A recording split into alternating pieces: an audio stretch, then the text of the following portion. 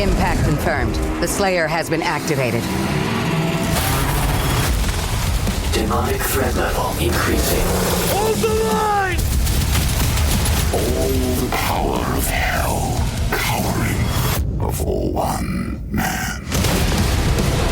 id Software presents Doom: The Dark Ages. Available May 15th on Xbox Series X and S, PlayStation 5, and PC. Pre-order now. Rated M for mature. Own show.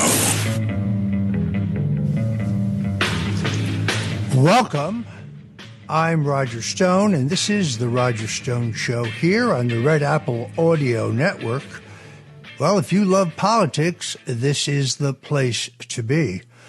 Although I myself am a veteran of 13 national Republican presidential campaigns, serving in 1968 in the campaign of Richard Nixon as an aide-de-camp to former Connecticut Governor John Davis Lodge, serving as the youngest member of the Nixon re-election staff in 1972, working for Governor Ronald Reagan in 1976 when we challenged Gerald Ford, the last man to become president without anyone having voted for him for that office, then returning in 1980 to work for Governor Reagan again, successfully helping him become president, specifically handling New York, New Jersey, and Connecticut, a job I reprised in 1984 when I handled those states plus Ohio and Pennsylvania for Ronald Reagan's reelection. But as much as I have a sentimental attachment to the Republican Party of Lincoln and Eisenhower and Goldwater, I'm also have been around, having spent 40 years in the corroded rectum of the two-party system. While I have sentimental attachment to the Republican Party, I realize that in recent years, both parties have been dominated by a ruling elite, by a globalist ruling elite. I've written books critical of both Republicans and Democrats. I wrote The Clintons' War on Women, which was a bestseller, and I wrote The Bush Crime Family. So I am, I think, able to bring you the inside scoop. And despite the fact that I'm a definite partisan, I will also admit when the folks on the other side do something smart, which actually occasionally happens. So if you're interested in politics, this is the place to be. Now dominating the news is the issue of Kamala Harris's shifting ethnicity for political expediency and benefit. President Donald Trump went to the National Association of Brush Hat Casters Convention. He was expecting, had been promised that the, at that point, presumptive Democrat nominee, Vice President Kamala Harris, would be there. She was not. He had asked specifically if he could participate by Zoom. He was told that he could not, but Kamala Harris did participate by Zoom. But the question came up as to whether Kamala Harris is black or whether she is an Indian. Trump was asked specifically after he raised this point whether she, Kamala, was a diversity, equality, and inclusion, or DEI, hire. The president said he didn't know. But that doesn't tell the whole story, because it now turns out that, well, Joe Biden himself referred to his vice president as a DEI hire. Joining us now to talk about this is Alberto Martinez. He is a longtime veteran of politics, policy, and public service, serves as executive vice president for public affairs of Targeted Victory, which is a leading Republican digital marketing and advertising firm. Alberto most recently served, prior to going into private practice, as the chief of staff for Senator Marco Rubio, who is my U.S. Senator and one of the best senators in the U.S. Senate. He's been an enormous help to my family through his constituent services, and he is a friend that I appreciate. Alberto, welcome to the Roger Stone Show.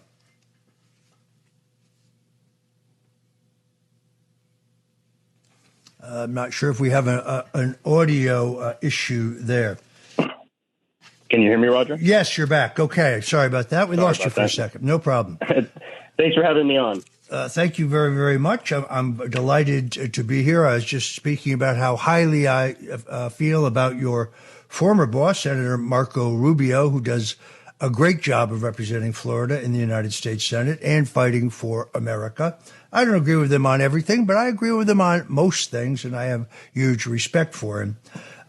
The subject on the table is the issue that's dominating social media right now, which is the fact that President Donald Trump at the Black Journalists Convention, National Association of Black Journalists, I guess it is, questioned whether Kamala Harris has been shifting her ethnicity essentially for political expediency, saying in some places that she's black, other places she claims to be the first Indian American woman. Now, I'm sorry, no, I don't agree with those who say this is racist. It goes to character. It goes to honesty. I mean, I don't really care what she is, but I do resent the way she keeps changing it in her presentation to be most politically beneficial to her. You recently found even more on this, and I found your posts on X, formerly known as Twitter, to be really revelatory. Tell us about it. Well, basically, I believe that the question is not really best answered by us. It's answered by President Biden himself and the words that he used when he was doing his vice presidential selection process. If we look back at what the reporting was at the time, there was no question that the president was not valuing competency or qualifications as much as he was valuing the attributes that most people commonly associate with the diversity, equity, and inclusion movement. And I think the important thing is that this is not us saying it. This is the President Biden saying it, and this is reporters at the time who were reporting this saying it. And the DEI question does not start with the vice president's ethnicity or race. It starts with the fact that Joe Biden announced that he was only going to pick a woman as vice president, which means that by doing that, he discriminated against every qualified male candidate for the position within the Democratic Party. And that by itself raises questions about the role that diversity played in his hiring. The other thing that I found that, again, this was published in a book written by the current head of news for Politico, and another co-written with another reporter at Politico. And it's this quote, which is that Kamala Harris was neither the candidate who most greatly impressed Biden's vice presidential search committee, nor the person his advisors saw as most immediately prepared for the presidency. And what I believe that this matters is because this gets to the heart of what I think is a major vulnerability for Vice President Harris, which is that the American people really don't know who she is or how she came to be the vice president. And that is what I believe that President Trump was addressing at the National Association of Black Journalists, which he was not attacking her racial identity. He was saying she's inauthentic. She's not somebody that she says that she is, and we don't know a lot about her. And the other reason why this is important is because this is another example of not just the president saying, this is what Joe Biden himself said about his vice president. In the book, again, the same book, it says Harris's future running mate had the same intuition. During the primary, Biden privately and repeatedly shared versions of a common observation about Harris. She doesn't seem to know who she wants to be. Stunning. Here's a statement put out by President Joe Biden from the White House in which he said, "To me, the values of diversity, equality, and inclusion are literally, and this is not kidding, really sounds like Biden, the core strengths of America. That's why I'm proud to have the most diverse administration in history that taps into the full talents of our country, and it starts at the top with the vice president." I think he's the one who said she's a DEI hire. Well, I think so. And I think the other aspect to this is really kind of understanding what DEI is. Okay. DEI in the abstract, the idea of diversity, the idea of inclusiveness, that polls very well. The American people are good people. They want, diversity. They want inclusion. What does not poll well is when you start getting into how do you make diversity, equity, and inclusion, how do you force it in institutions, in government, in academia, and you start explaining to people, well, what it results in is that people get hired on things that they cannot control, such as their gender or their race, as opposed to getting hired on merit and competency. And we know from polling, this is Pew, one of the major polling organizations in the country. In 2019, way before there was the current DEI backlash, 74% of Americans believed qualifications should be the only factor in hiring, even if it results in less diversity. And that included a majority of African Americans, 54%, a majority of Hispanics, 69%, and a majority of Democrats at 62%. So I think having this conversation and having this debate during a presidential campaign where we're deciding who's going to lead the country for the next 4 years is important, because it does get to these policies. But again, it also gets to who exactly is Kamala Harris. She is the first person to become the nominee for either party without a single voter casting an actual vote for her. There is less than 90 days before voters go to the polls and vote, because in some states, like Virginia and others, early voting starts in about 45 days. So I think the challenge for Republicans is to define the vice president and explain who she is and how she became the vice president, and do so in a way that raises some of these questions about her shifting authenticity, her shifting policies, et cetera. And I think this is fair game in that regard. In 1960, shortly after he was nominated for president at the Republican National Convention in Chicago, and selected former Senator and then UN Ambassador Henry Cabot Lodge as his running mate, Nixon headed east south for an appearance in the South. Lodge, speaking in California, announced to the press that the Nixon-Lodge cabinet would have, using the vernacular of the day, a Negro. Nixon put out an immediate statement saying that no one would be hired in his administration on the basis of race. People would be hired on the basis of qualifications and experience. So I'm not surprised the overwhelming number of voters share that view. At the same this is an issue that I think the president was smart to touch on. Those saying it's a mistake or a gaffe, as the UK Daily Mail suggested, or that his staff was shocked. None of that is true. That's fake news. But I still believe, as I think you probably do as well, that the best way to beat Kamala Harris is on her record. This is the Biden-Harris administration, and as much as NBC and ABC and others try now to erase history, she was designated as being in charge of border policy. Okay, the word czar was used by the mainstream media rather than by the administration itself, but we can all see the NBC clip in which Joe Biden puts her in charge of the border. And by any measure, she's never visited the border. And when she was asked by Lester Holt on NBC why she'd never been to the border, she said, well, I've never been to Europe either, which certainly seems like a non sequitur to me. But her handling, or in this case, not handling the border issue and the impact of that. I personally believe, based on some of the sources that I've talked to, we may have as many as 20, perhaps more, 20 million people in the country illegally. And the cost of that has been phenomenal, not only in terms of the fentanyl trade and the death of Americans from drugs smuggled across our southern border, the sex trafficking trade, which is sadly alive and well at our southern border, the crime epidemic that this invasion has caused, and, of course, the fiscal problems where cities, counties, states, where state law requires that social services be provided for people who are in the states illegally, even if it means cutting social spending, social program spending on state taxpayers. I think that is probably Trump's single best issue when it comes to the performance of Kamala Harris, because there's one where she was actually in charge herself. And then, of course, there is her view that every American taxpayer should pay for the health care of people who are in the country illegally.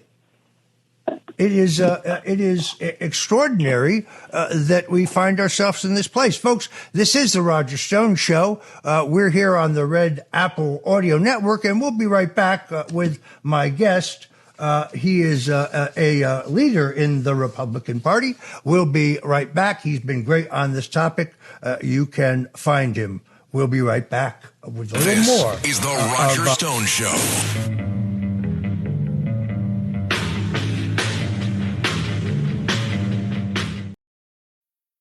This episode is brought to you by Principles. Ray Dalio, legendary investor and New York Times best-selling author, wants to pass along his understanding of how countries go broke, because he believes the U.S. budget and debt situation needs to be addressed. To give you that knowledge, he has put the draft of his book, How Countries Go Broke, The Big Cycle, online for free. It's available now at economicprinciples.org. Ladies, you'll end up shopping for your guy's deodorant, right? So try Degree's Original Cool Rush. You see, last year, Degree changed the formula, and men were mad. One guy even started a petition. So Degree admitted they messed up and brought the Original Cool Rush scent back. It's clean, crisp, and actually smells like someone you want to cuddle. And it's in Walmart, Target, and other stores now for under $4. So toss one in your cart and find out why it's the best-selling men's antiperspirant for the last decade. Degree Cool Rush is back, and it smells like victory. This is the Roger Stone Show.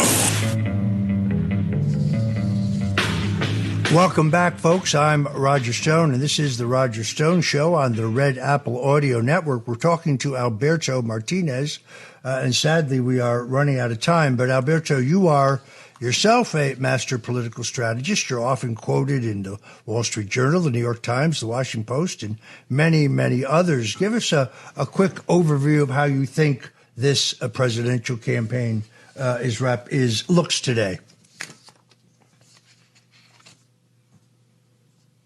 On really quickly, which is number one, I think you're totally correct in that the idea that President Trump committed a misstep by raising these issues is a complete mistake. And I think Republicans would be wise to lean into these things and bring them back to a framing about the authenticity of Kamala Harris. The other thing that you mentioned was her term as border czar, which, again, if we look back to contemporaneous reporting about that, that was not just a failure that Republicans believe that she failed at being the border czar.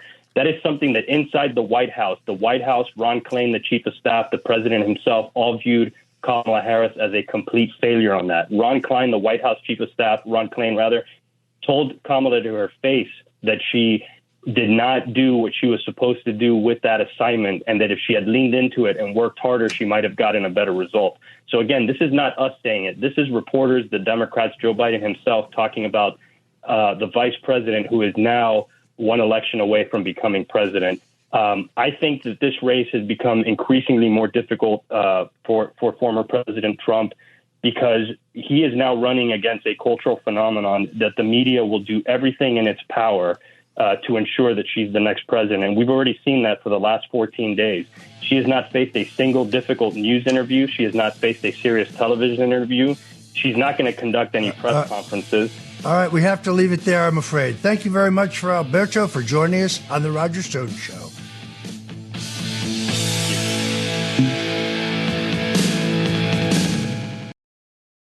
Running a business comes with a lot of what-ifs. But luckily, there's a simple answer to them. Shopify. It's the commerce platform behind millions of businesses, including Thrive Cosmetics and Momofuku, and it'll help you with everything you need. From website design and marketing to boosting sales and expanding operations, Shopify can get the job done and make your dream a reality. Turn those what-ifs into... Sign up for your $1 per month trial at shopify.com/special offer. This is the Roger Stone Show. Welcome back, folks. I'm Roger Stone on this humid Sunday. This is the Roger Stone Show here at the Red Apple Audio Network. The only thing I wanted to add to the end of our last conversation, great conversation with Alberto Martinez, was that actually, according to the New York Post, Kamala Harris's Irish-Jamaican ancestor, Hamilton Brown, was a substantial slave owner, demanded that the United Kingdom pay him for forcibly freeing his slaves, and was compensated the equivalent of what would today be $14 million in the equivalent of Irish pounds. Interestingly, this got very little coverage anywhere else in the media. Donald Trump is, in fact, the first U.S. president whose ancestors did not own slaves in the New World. I wonder if the California proposal by Gavin Newsom passes and California taxpayers are forced to pay reparations, whether Kamala will be among those paying. So my next guest, who I'm very excited to have, is Mike Adams, also known as the Health Ranger. Mike Adams is a globally recognized scientific researcher specializing in forensic food analysis and is widely considered the natural product industry's most authoritative expert on heavy metal contamination. He's also the founding editor of naturalnews.com. Mike Adams is a patriot, a believer in the U.S. Constitution. He is really a Renaissance man in many ways, but he joins us today to talk about a broad cross-section of topics. I'm very, very happy to have him. Mike Adams, welcome to the Roger Stone Show. Well, thank you, Roger. It's an honor to be on with you today, sir. Much appreciated. So I'm going to start with a health-oriented question because it's something that members of my own family are involved in. But you say on X, formerly known as Twitter, friends, avoid all injectable weight loss drugs as they are rendered from molecules of the serpent, quite literally derived from venom peptides in the Gila monster reptile. Similar serpent molecules are routinely licensed and deployed for use in agriculture, usually pesticides, pharmaceuticals, and cosmetics. Tell us more about this because, candidly, members of my own family are considering the weight loss drug Ozempic. There are several others. I saw a great interview with Tucker Carlson. I think it was with an executive from a former executive from a big pharmaceutical company. That in itself scared me about this particular medication, but there are several others in the market. Tell us about this, if you would. Well, sure. So venom peptides are routinely used throughout the pharmaceutical industry. There's a whole industry that gathers and researches and then licenses various peptides from reptiles, from snakes, from cone snails, toxic creatures on land and in the ocean. And one of those creatures is known as the Gila monster, and its venom peptides became the basis for the research on these very popular injectable weight loss drugs. And the way that these weight loss drugs work, and by the way, if you go to the websites of these weight loss drug, the brand names of the various drugs that are out there, they have a very, very prominent list of side effects that include not only accelerating thyroid cancer, by the way, but also side effects such as dizziness and nausea, heart palpitations, and sweating. And these side effects, Roger, these are the same side effects, almost perfectly matched, that a person would receive if they were bitten by a venomous snake. And that's because these are venoms as the base peptides on which the research was based. And the way they work as, quote, weight loss drugs is that they paralyze temporarily the vagus nerve, which is the longest nerve in the body. It extends from deep within the brain all the way down to touching various organs, multiple organs, including the heart and the stomach and so on. And then when that nerve is paralyzed, your stomach fails to empty itself as would be normal at a certain time following a meal, and thus the food stays in your stomach, it putrefies there, and you feel full longer, so you eat less. The problem is, well, you have venom peptides in your system, and this is why over time, some of the side effects experienced by some people include vomiting after every meal. They can't keep any meal down. And I already mentioned thyroid cancer and some of the other side effects that are well known. But the main thing, Roger, is, and by the way, I'm publishing multiple sermons right now, faith-based sermons, Christian sermons. One of them is on this, the serpent molecules that are in food as pesticides and herbicides. They're in medicines, like we just talked about, and, Roger, they're in personal care products. So a lot of the lotions and sometimes the anti-wrinkle treatments that people put on their faces contain like cone snail venom that temporarily paralyze the muscles of the face, causing the tension lines to temporarily disappear. That makes a person's face look less wrinkled. So there you go. It's real. Most people don't know about it, but thank you for asking. You know, you and I are both believers in health freedom. That means people should be free to choose whatever they want for their health, but they have to get educated. So for many, many years, I insisted that there was only one type of mayonnaise. That was Hellmann's real mayonnaise. And whenever anybody brought Kraft to a picnic, I would humiliate them. Then more recently, I started reading the label, and I found that there were a lot of GMO products in there that didn't sound natural. I then went online, did my own research, decided that that was no longer for me. Then I switched to Duke's mayonnaise, but it didn't have the same flavor. It was a little sweet for me. And finally, I've found a mayonnaise called Sir Remington. But I now recognize the extent to which, particularly salt, but everything, all of our processed food has things that are potentially poisonous. How long has this been true, I guess is my question. Well, increasingly since the post-World War II industrial age of mass food manufacturing. Now, by the way, you mentioned the brand there, Sir Kensington. That's the mayonnaise that I use as well. And I have the ingredients right here in front of me. And it's sunflower oil, which is fine, and certified humane cage-free egg yolks, water, distilled vinegar, salt, cane sugar, lemon juice, citric acid, and lemon oil. And that's what mayonnaise is supposed to be. Simple ingredients. It's all certified non-GMO. It tastes great. I've got that too. Funny that you mentioned that. But you're right. A lot of the products that are in foods, processed foods today, are synthetic. It's artificial food. It's been stripped of mineral nutrition. It's been stripped of the phytonutrients. Roger, there's a concept that I'm really trying to share with people called God's molecules. God's molecules are these natural medicines that are synthesized in plants and the herbs and the sprouts and the foods that we take in if we're wise, the fresh produce from the grocery store.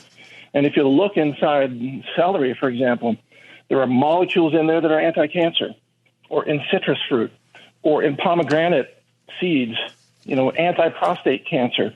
There are neuroprotective nutrients in broccoli and cruciferous vegetables, or in turmeric root, which is one of the main ingredients of curry spices, anti-cancer nutrients. I call these God's molecules, and they're all throughout the unprocessed food supply, but they're utterly lacking in processed foods. And this is one of the reasons why Trump recently said we have to have an investigation. We have to look at the causes of chronic degenerative disease. And we have to find a way to make America healthy again and stop spending a fortune just treating the symptoms of disease. I was really filled with joy to hear Trump say that. Let's shift to politics, only because when I do your show on Brighteon, that's usually what you want to ask me about. So the shoe's now on the other foot. But you're a very wise man, and you've long expressed skepticism about the deep state. But recently, the Cybersecurity Infrastructure and Security Agency and the FBI put out a bulletin that seemed to me a very ominous warning about potential problems with the next election. Specifically, their bulletin says this public service announcement, in other words, this piece of potentially propaganda, is to raise awareness that a DDoS attack, meaning the denial of service attack, could, I guess I would put it, take place during our next election, which they say could affect the election infrastructure or adjacent infrastructure that supports election operations and therefore could hinder public access to election information, but would not impact the security or integrity of the process. Well, first of all, this is ominous because we, of course, have been told that the voting machines and the voting tabulation machines are not connected to the internet. But more precisely, I am concerned, how could they know whether an incursion that has or has not happened could affect the security integrity of the process? I don't really, this seems self-contradictory to me. Well, absolutely, it is self-contradictory, and it's clear to me that they are bad faith actors. And as you know, their story, the narrative of the cabal in power, is that any election they win could not possibly have been rigged, and there was no cheating, and there's no possibility of any hacking, and it was the most secure election in history. I'm referring to what they say about 2020, of course.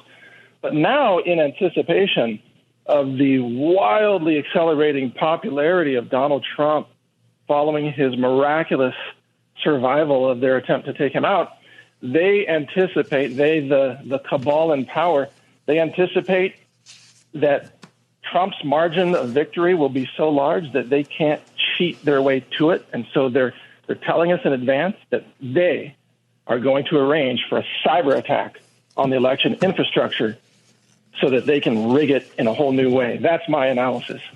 Well, again, this is an official government statement. This is not a conspiracy theory that we just made up. I think it is ominous, to say the least. As you know, I wrote a book on the Kennedy assassination, the man who killed Kennedy, the case against LBJ, where I very specifically documented a plot in which there are multiple government agencies, including the Central Intelligence Agency, involved. But I particularly go out of my way to document the failures of the Secret Service. They very clearly violate their own regulations and stand down on John Kennedy. You have raised these own issues on X. We got about 2 minutes. We'll take a quick commercial break, and then we'll come back with Mike Adams. But, Mike, let's start this conversation. What do you conclude happened based on what you've seen? Two things. There are two acronyms used here. There's Let It Happen on Purpose, and Dr. Chris Martinson has been using these acronyms, or LIHOP, Let It Happen on Purpose, LIHOP. And then there's Made It Happen on Purpose, or MIHOP. I believe, based on my analysis, I've done quite a lot here, that elements of the United States Secret Service, and I'm not throwing every agent under the bus here, I'm saying that treasonous elements and the leadership of the Secret Service, they ran a LIHOP campaign. They let it happen. They pulled back the security. They allowed that rooftop to be exposed. They made sure they had no comms operating with the local police and so on. And then there's another element likely tied to, the deep state, intelligence community, possibly FBI-run patsies. It's hard to tell. But that would be the Made It Happen on Purpose. So they recruited the shooter.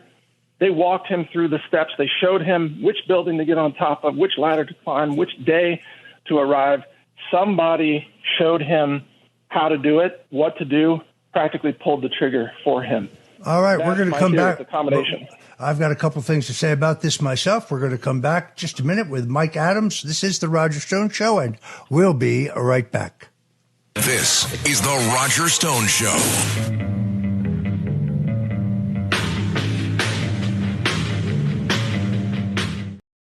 Faraday presenta Ojos con Alergia y Picazón contra el jardinero. Y el ganador es Faraday Extra Fuerte. Para aliviar la picazón de los ojos por alergia, actúa más rápido y supera a Claritin y Flonase aún a las 24 horas. Faraday, adelante. This is the Roger Stone Show. And welcome back, folks. I'm Roger Stone, and we're still here with Mike Adams, also known as the Health Ranger.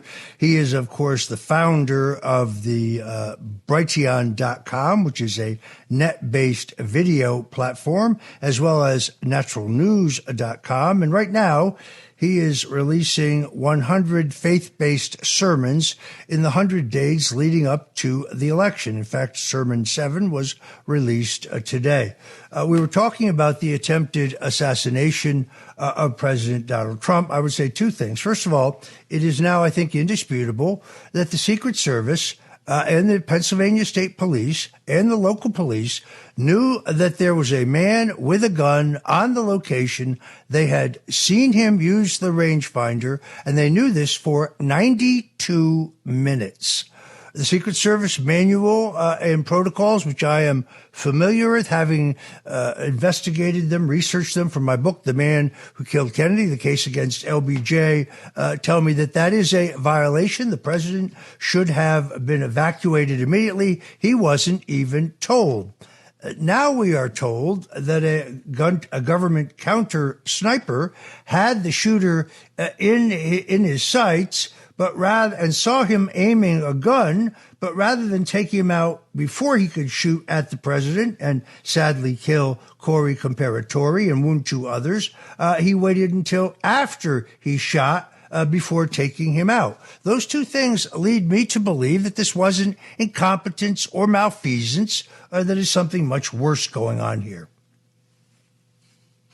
Well, Roger, absolutely that's the case, and I would bring your attention to the fact that the Secret Service counter sniper shot that, as we understand it, ended the shooter's life. That shot was 16 seconds after the very first shot of the shooter. 16 seconds. Now, among the many things that I've done in my life, I've also trained with many special forces operators. I'm a long-range target shooter with a very good knowledge of ballistics and, these kinds of things, these technical details that are necessary.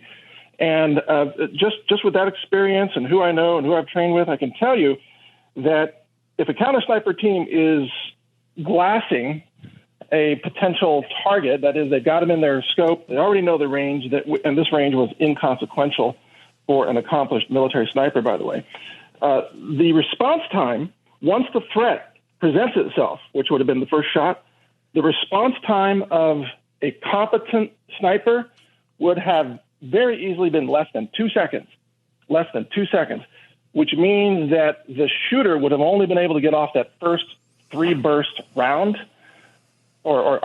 burst, and would not have been able to get off the other 5 rounds that came after that. So what the Secret Service did, and it's clear to me, Roger, that someone gave them the order to hold off, do not respond, do not stop this shooter. That's clearly the order that was given.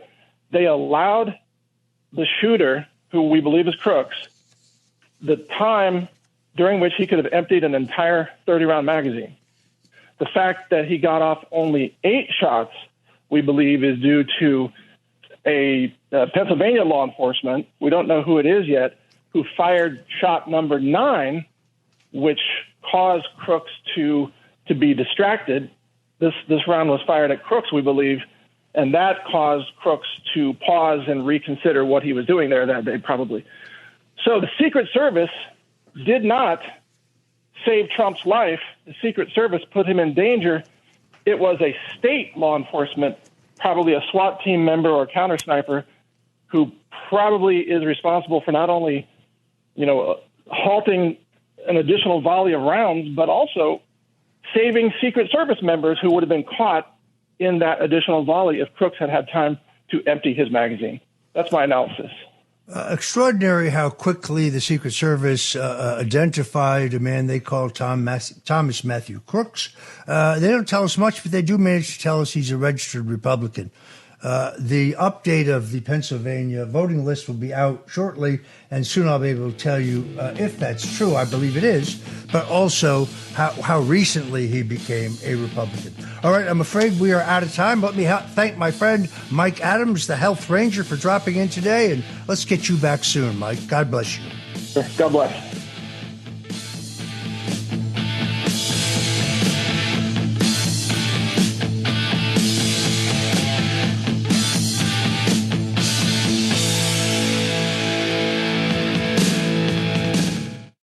Vacations will never be the same. Welcome to the theme parks of Universal Orlando Resort. With spectacular hotels and more, Universal Orlando offers an entire week of vacation awesome. Visit universalorlando.com. This is the Roger Stone Show on 77 WABC. A man who's gone through hell, but he's kept going, and he's smart, and he's strong, and people love him. Not everybody, but people love him and respect him. Roger Stone. Now, here's Roger Stone.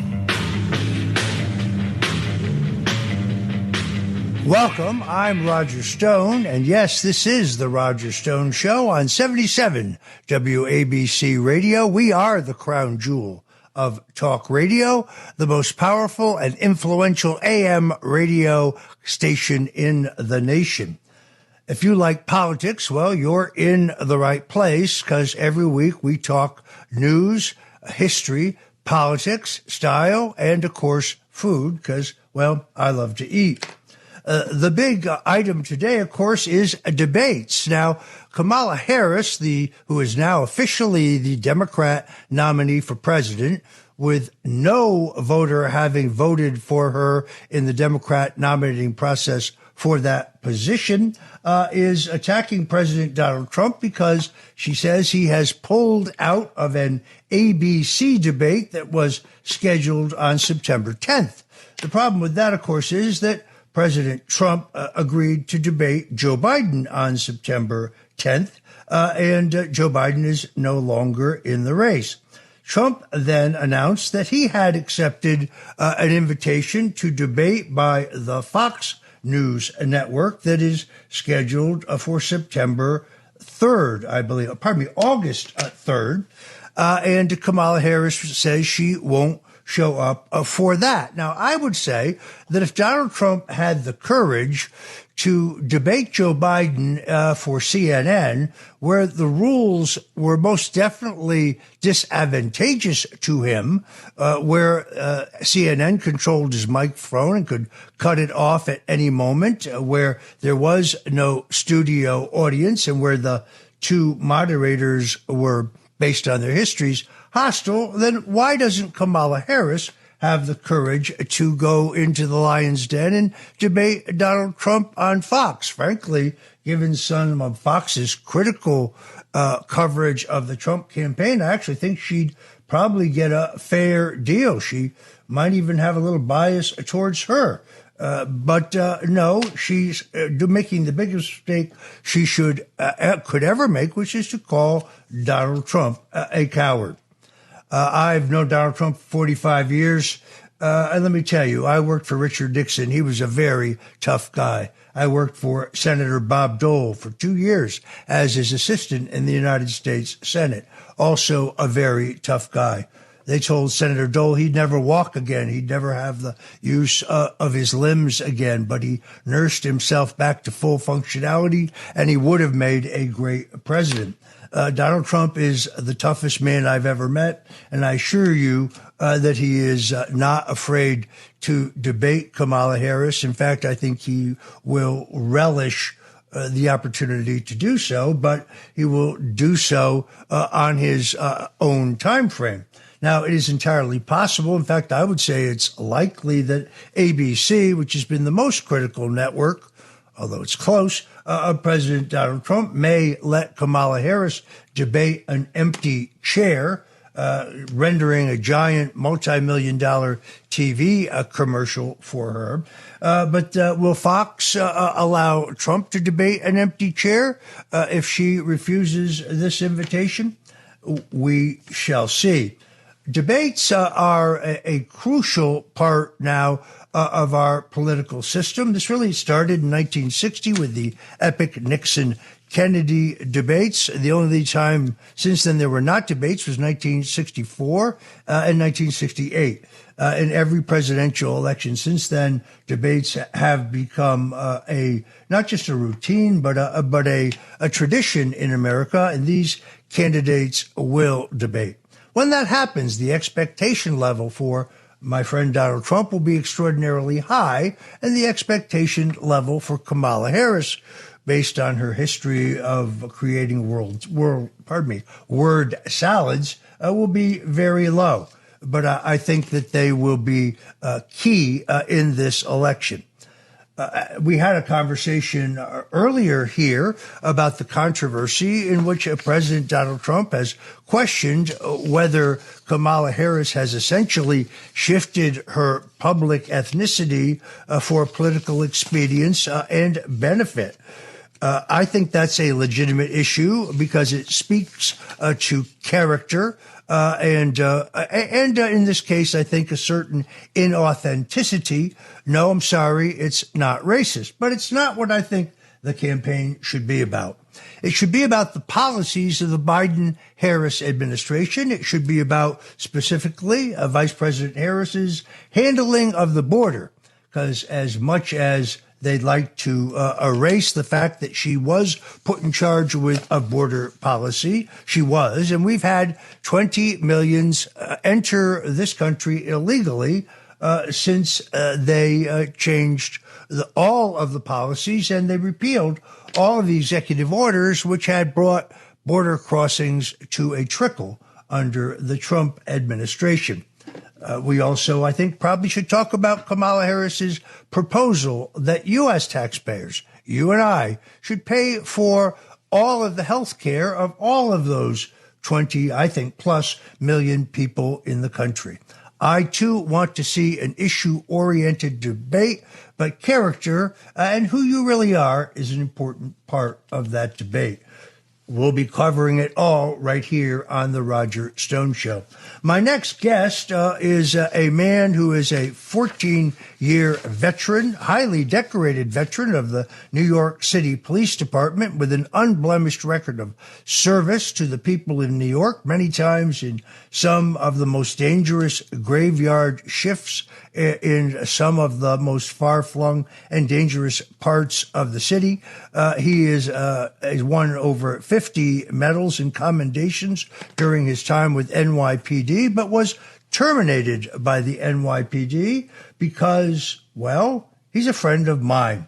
You see, they said that violated a regulation of the New York City Police Department that says that New York City police officers cannot associate with those who may have or may in the future be involved in criminal activity.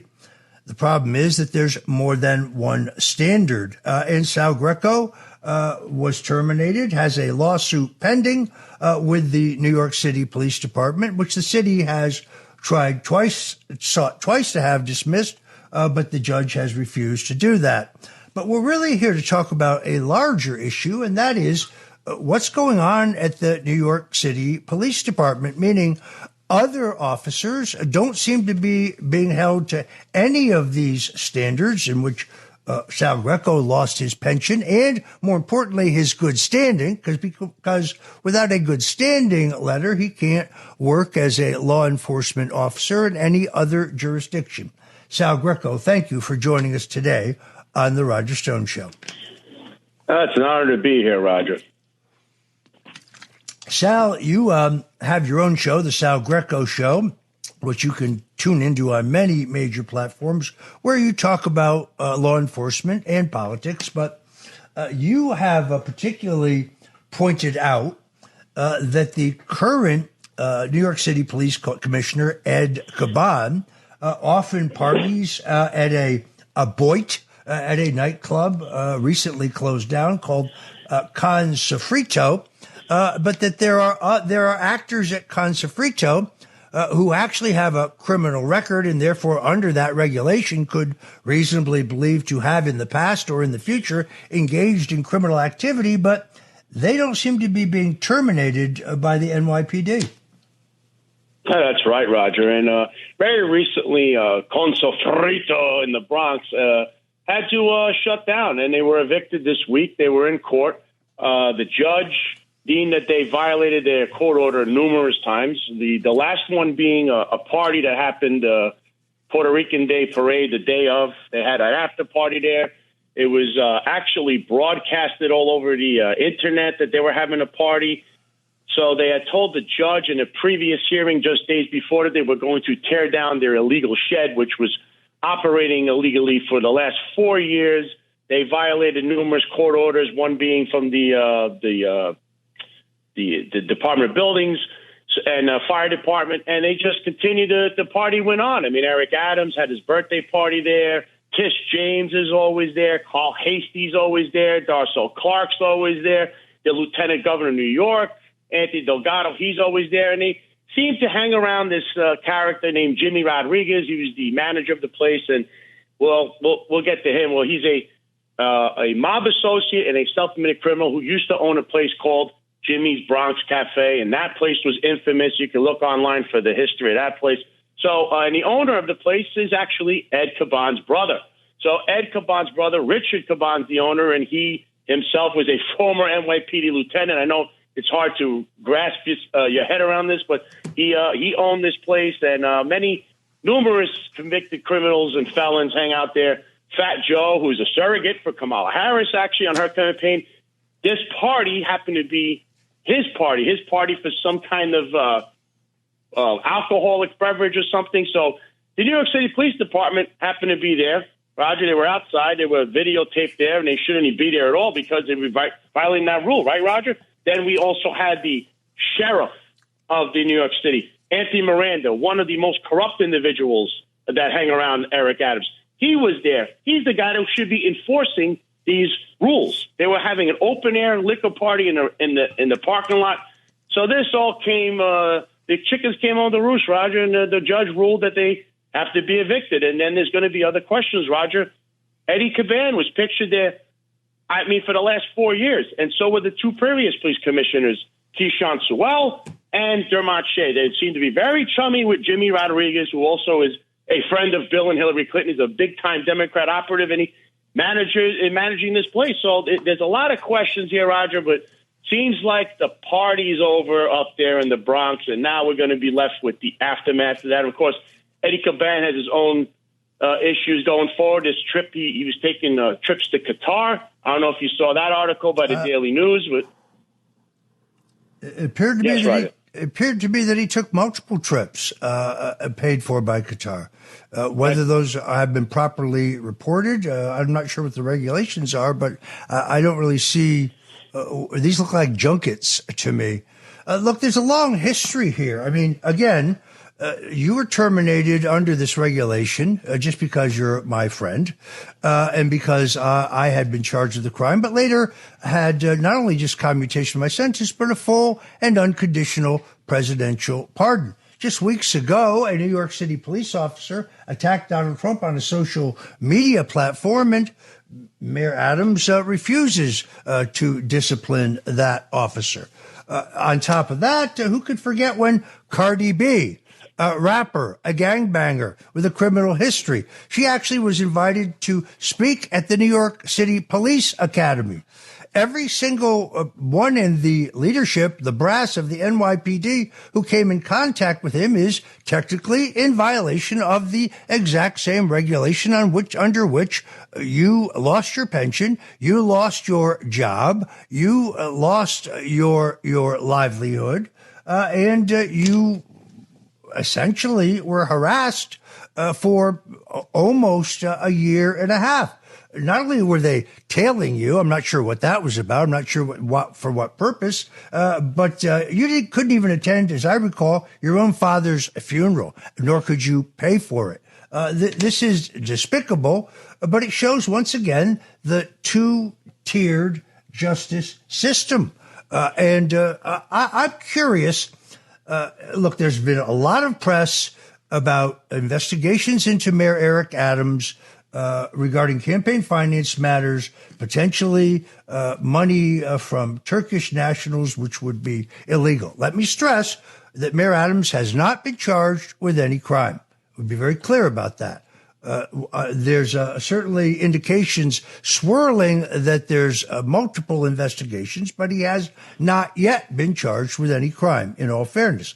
However, it is, unless your name is Donald Trump, it is the practice of the Justice Department not to charge any politician in the run-up of an election, so as not to interfere with the election.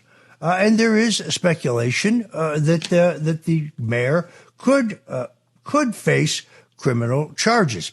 That's why I noted with interest his very, very quick endorsement of Kamala Harris when Barack Obama and Michelle Obama themselves were holding back. What did you make of that?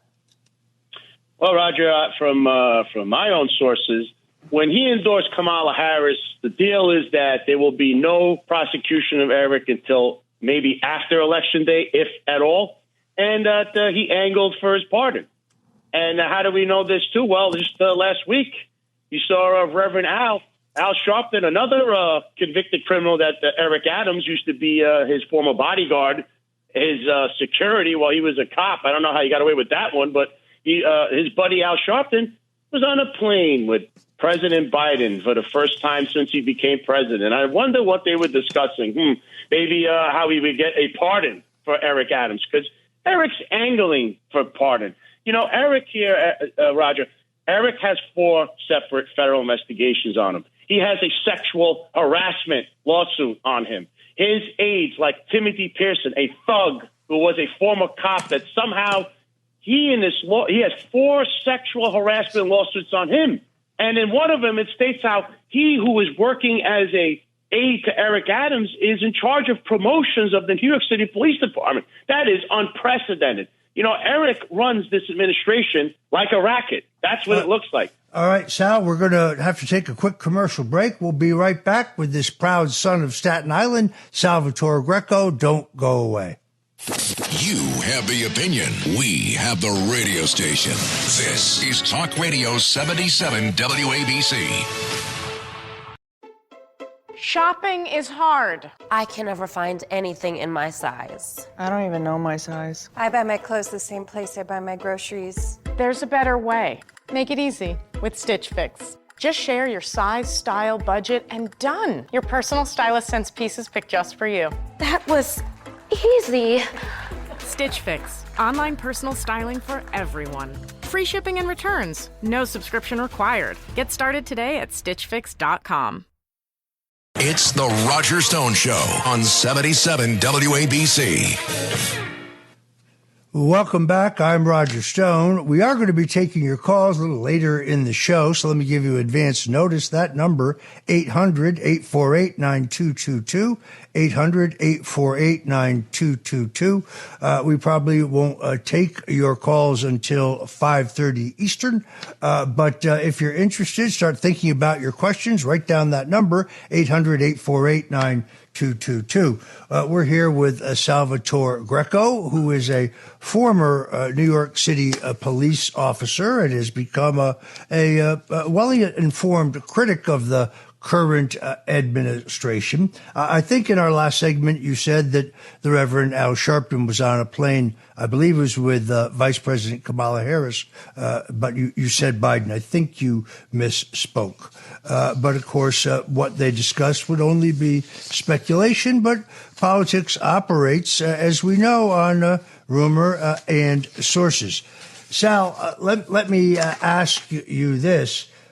You have also pointed out that the crime statistics in which the mayor and NYPD continue insisting to us that crime across the board is going down. You and many other professionals in law enforcement question that. Talk to us about that. Yeah, well, Roger, it's easy to manipulate numbers. That's for starters. Number two, if you look on my X every week around Monday or Tuesday, I believe they release their numbers. And we have a gentleman, his name is Sam Antar. Crazy Eddie. I don't know if everyone remembers Crazy Eddie. He's very famous in the New York tri-state area. Of course, he was arrested for skimming numbers, basically. He had a well-oiled machine going on. They caught him, and then he's an expert, became an expert for the government. So every week he goes by the numbers and actually proves that major felonies in the city of New York is up 33%. Now, Eric Adams comes out with his propaganda charts and crime. I remember what's his infamous line? He says that crime is down, jobs are up. It's the safest big city in America, and this is a show or something. He's the best showman. I mean, this guy is just living in a fantasy world. And the truth is that major felonies are up. I mean, they just had a shooting down the block from Gracie Mansion. You have bodies just popping up all over New York City. And, that the police are really handcuffed. Unless you're, kissing the ring of Eddie Caban or Eric Adams, or you know what that means, then you're going to be put in a position where you're out there with your personnel being low. The numbers of the personnel, by the way, is about really 28,000 cops that are actively in the street. 28,000. That's the real number, Roger. So going off that number, why do they have these cops, like 80 of them, in one unit called DCPI, where that's a unit where you need about 4 cops and 1 sergeant? See, Eric campaigned also that he was going to eliminate these bureaucratic units and these administrative roles. Instead, they're all over the place. They have another scam unit. I mean, this guy, Kaz Dawdry, who I don't know why Sid Rosenberg, I love him, but he's so chummy with the guy. He never goes to ask him any hard questions. So Kaz Dawdry, who's the Deputy Commissioner of Operations, all right, he claimed on his show that he has a social media unit. Now, Roger, that would mean that they have active duty cops working on social media to kiss up to this guy, Kaz Dawdry, to inform of any criticism online about him, which is not the role of the police department. He shouldn't even care about that. Meanwhile, Roger, crime is through the roof, shootings down the street from Gracie Mansion. We had 2 sergeants that got shot. And by the way, when 2 cops got shot, Roger, there was a press conference at the hospital, and it was Kaz Dawdry, who I learned threatened the reporter Rocco Parascandolo from New York Daily News. By the way, this is breaking news. So he threatened him in front of Eric Adams, Tiny Kinsella, First Deputy Commissioner, Eddie Caban, Police Commissioner, and Chief of Department, Jeffrey Madry, his mentor. In front of them, he was threatening him and had to be physically restrained because Rocco Parascandolo wrote an article being critical of the use of an unmarked vehicle, which Kaz Dawdry was driving around the city with. It's either him or Eddie Caban. And by the way, Kaz Dawdry is a civilian. He's not a police officer. He cannot just turn the lights on. That's illegal. So he told him, keep your name out of your keep my name out of your mouth, and I'll drive around the city and do whatever I want. And he was physically restrained, Roger, by the cops. There's been no action, and of course, Roger, the media. What can I say? They don't want to write about Consofrito. I don't know if they're afraid. They think Jimmy Rodriguez might do something because he's a mob associate.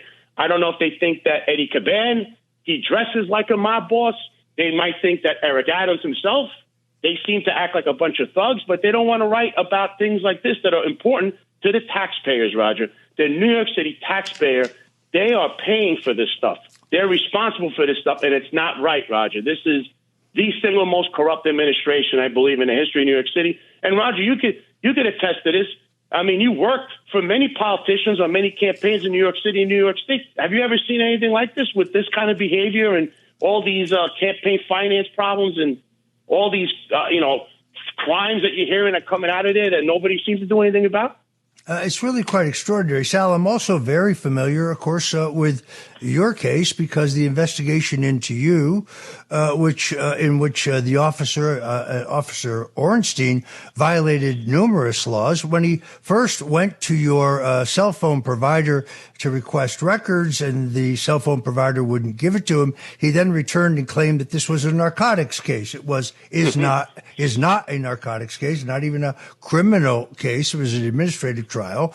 Secondarily, he accessed sealed NYPD documents regarding me. His attempt, which completely failed because it didn't match reality, was to somehow connect you and I to the Proud Boys of the Oath Keepers. Neither one of us was at the Capitol January 6th. Neither one of us have any knowledge in advance, participation in, nor did we condone any illegal act on January 6th. But they continue to make misrepresentations when, in fact, Joshua James, and this has been reported in the left-wing press, who was part of a security detail for me on the 5th and delivered a suitcase to my room, testified in your administrative trial that neither you nor I had any knowledge or involvement of any of the activities of the Oath Keepers. There it is, under oath.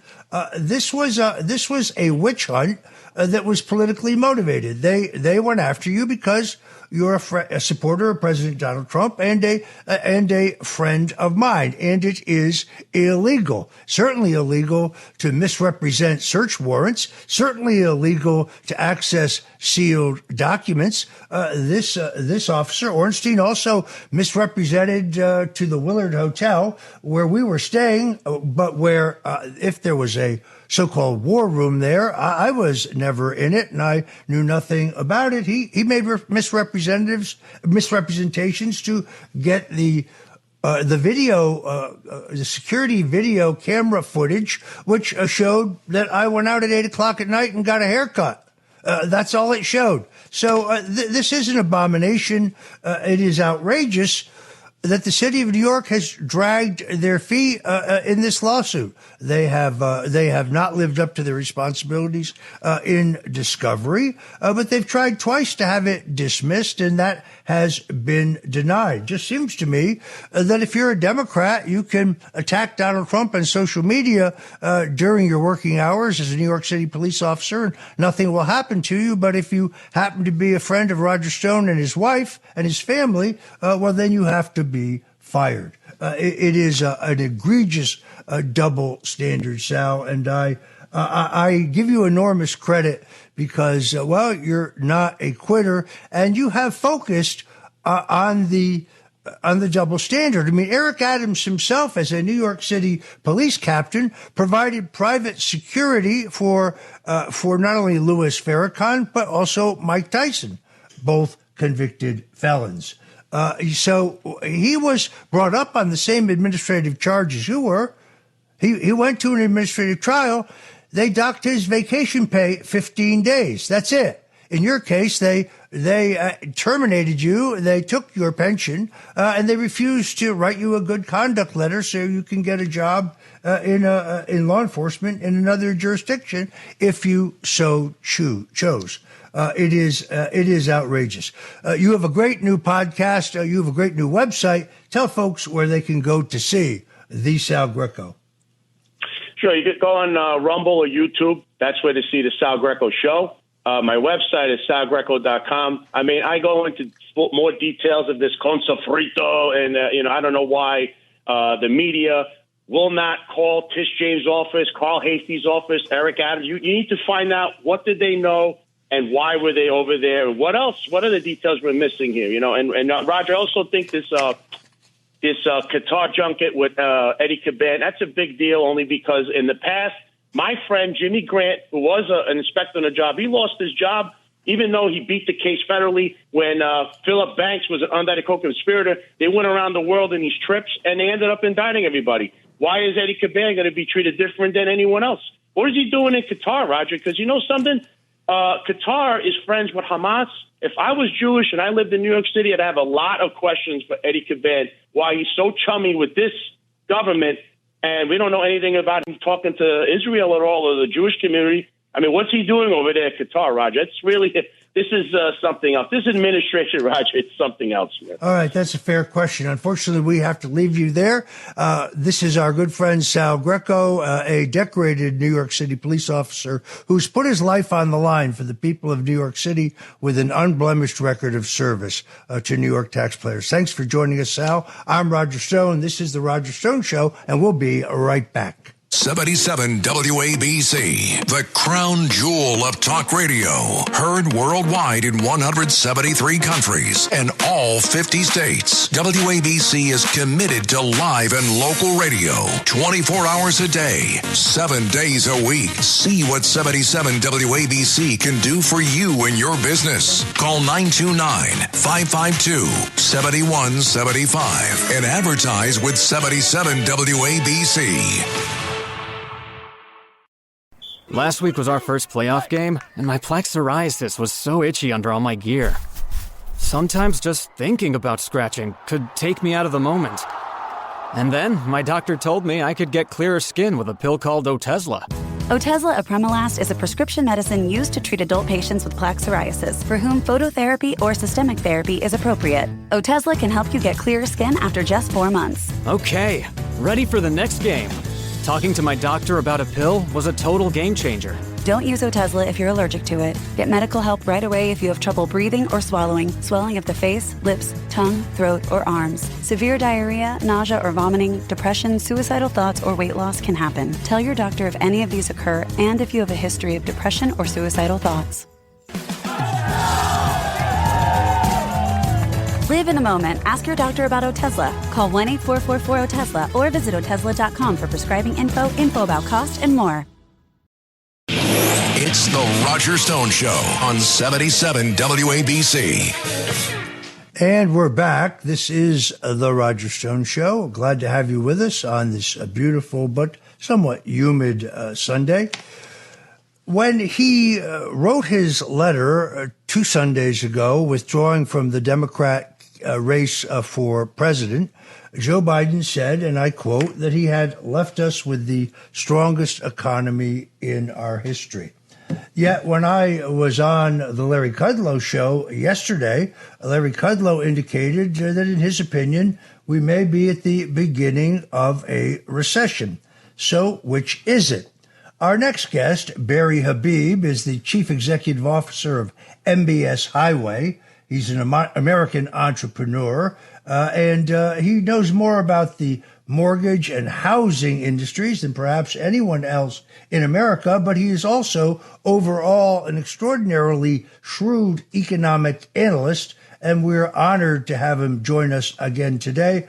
Barry Habib, welcome to the Roger Stone Show. Always an honor to be with you, Roger.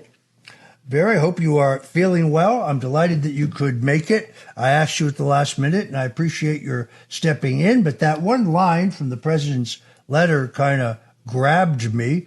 And then yesterday, as I indicated, Larry Kudlow, a great friend and a very smart guy, told me he thought we may be at the beginning of a recession. What say you? Well, either at the beginning or perhaps already in a recession when you take a look at some of the statistics. So there's a lot to unpack there, Roger. Let's first start with great economies. Perhaps the consumer isn't feeling that much because when you take a look at consumer sentiment, that is certainly waning. People are worried about their future. These are all in surveys. But in fact, when you take a look at what's going on, we've experienced a lot of inflation. Now, it is true, Roger, and we anticipated this, that the rate of inflation, that's the change in inflation, has come down. So we're seeing inflation increase now about 2.6% year over year, but that's in addition to what's already baked in. You see, we're not going backwards, so consumers are still feeling that. So there's pain that the consumer's feeling. And the way that they're coping with this is by getting into more debt. The amount of debt that consumers have now is at record levels. We've seen credit card and now this new buy now, pay later explode into the stratosphere. The problems with that is that buy now, pay later, more than 50% of it is being used for necessities. And get this crazy statistic, Roger, 43% are delinquent. Now, when you take a look at credit cards and when you take a look at car loans, speaking of delinquencies, 90-day delinquency is considered to be a serious delinquency. We are at levels now in serious delinquency, meaning 90 days or more in both categories, credit cards and cars, that we have not seen since 2011. But in 2011, that was a time when you had a 9% unemployment rate, not supposedly a great economic circumstance that's being portrayed today. But Roger, one of the real key elements to all this is labor, because you need a job, right? And that's what's important. And there's been so much made about how the economy has had this pillar of strength in the labor market. We know that our Fed chair, Jerome Powell, has referred to the labor market as strong. But as you know, Roger, we have been together and talking about this, and I've had my concerns about the labor market and had anticipated that the labor market would show signs of cracking and that indeed it was already cracking. So a couple of few things. When we get the job numbers that are released, that's from the Bureau of Labor Statistics. Now, they do a good job in trying, but much of it is imputed and much of it is models. What we have discovered, Roger, is the numbers that we receive initially get revised lower and lower. Now, there's this QCEW. That's the quarterly census of employment and wages. Now, this is real data. They don't give you the imputed information. This is a hard data. But the problem, Roger, is that we're just now getting data from the fourth quarter of 2023. And what are we discovering? We're discovering in 2023, in the fourth quarter alone, just get ready to hold on to your hats here. In the fourth quarter alone, the amount of job creations were overstated by about 500,000 jobs. That means that more than half of the jobs that they said were created were not indeed created. And I know it gets a little wonky here, Roger, but this is kind of like it's in the economic terms, it's almost like the mother's milk, because as you then go on to go through the rest of the economic projections and models, it starts with labor and how much money people made. So if the jobs weren't there, then they didn't really make the money that they said they made. And this is why we're in this mess. Now, let's just go to last Friday's jobs report, because it goes to what Larry Kudlow says, and it goes to this question of, are we in a recession? The estimate was for about 175 to 185,000 jobs. It only came in at 114. But the previous 2 months were revised lower and lower, just like we were saying. And in addition to that, the areas that jobs were created are not indicative of what you would call normal economic areas. For example, government's going to hire government, and education's going to hire education. These are not, your owner of the dry cleaner, the sandwich shop, the clothing store. These are not the businesses that make America run. And not to say that they're not important, but these are not indicative of economic conditions, supply and demand, because you got to hire teachers. You got to hire government workers. That's already in the federal budget to do that with the government workers. 2/3 of the job creations came from these categories, which made it very, very weak in other areas. Now, Roger, remember that in addition to this, these are imputed, meaning they're guesswork. And again, I don't blame the Bureau of Labor Statistics. It's a Herculean effort. But there is a model that they use. See, when we try and get the job numbers, you try and get big businesses to respond to surveys, and you can get some pretty good data. But now how about for all those businesses? How about that pizzeria? How about the sandwich shop? How about the clothing store, the dry cleaner? It's almost impossible to get that. So the government, the BLS, the Bureau of Labor Statistics, they use something called a birth-death model. I know it's got kind of a crazy name, but the birth-death model simply means this. They will measure in a month how many businesses opened up or were born and how many businesses were closed. And what they try and do is then guess how many employees were associated with that and net it out.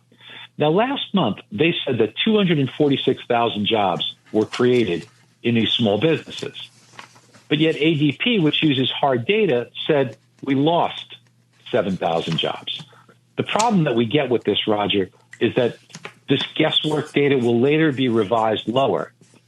And the reason why it's so difficult to do and it's so unreliable is because you can have a business close its front door. That dry cleaner could close its front door, but it might be months or even a year or so until they file that they're closing the business, because they've got to reconcile debts and obligations and unwind the business. So it's very bad at capturing inflection points. Now, Roger, one other thing that we saw was the unemployment rate. And this is a big one. Now, we had talked, Roger, and I had said that this was a huge talking point, because when the unemployment rate was 3.8%, I had said that I felt that we were going to get to 4.2%. And the reason why that was so important was because the Federal Reserve, they kind of come up with their statement of forecast, their economic projections. 16 and 19 members did not have on their bingo card that in 2024 we'd ever get to a 4.2% unemployment rate. They thought we'd be either under 4% or at maximum up to 4.1%. Friday, we saw 4.3%. And this is huge, because by every statistical historical element. You are either in a recession when you see such a move from the low. The low in the cycle was 3.4. Going to 4.1 means that every time in American history that we have seen such an increase, we're either in a recession or within 2 months of being in a recession.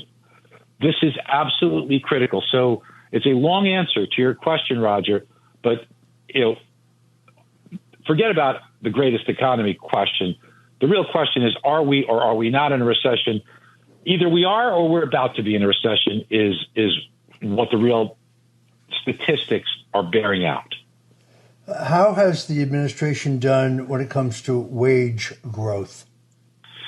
Roger, that's an excellent question. And here's two ways that you measure wage growth. You measure it in hourly earnings, which is important. And we have seen hourly earnings steadily decline. In fact, the most recent data say that individuals are seeing hourly earnings go up 3.6% per year. However, that's only one half of the story. Because while you might be making more per hour, that's not what you take home. What you take home is the multiplier of that times the amount of hours you work. Now, get this, Roger. We actually saw average weekly earnings, which is what you make, decline month over month by 1/10. Guess why? Because the amount of hours being worked dropped dramatically. And this is because we are seeing less and less demand because the economy is struggling. And how are people responding, Roger? Get this. Are you ready for this one? Last month alone, 346,000 Americans took on part-time work, and they cited economic reasons. Economic reasons is code word for I can't make ends meet, and I need to take on a second job. Barry, do you think that the policies of the Federal Reserve under Janet Yellen are designed to help the Democrats win the next election? Well, as Treasury Secretary, Janet Yellen is someone who works for Joe Biden, and or now, whoever would be if she is reappointed by, the next president, if a Democrat.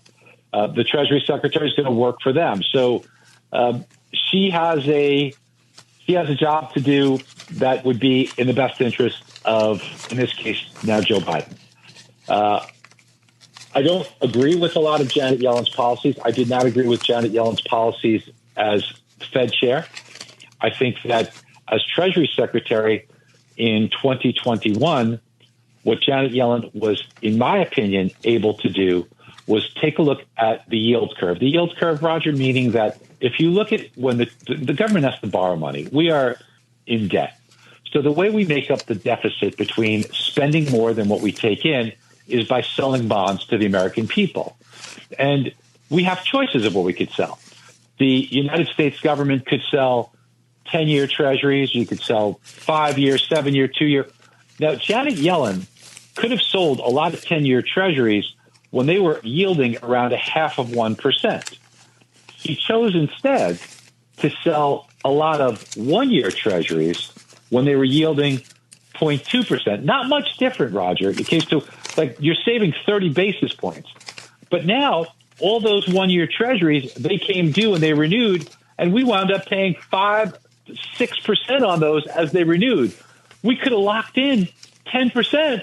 I'm sorry, we could have locked in 0.5% for 10 years. Think about that from a perspective of a smart homeowner taking out a mortgage.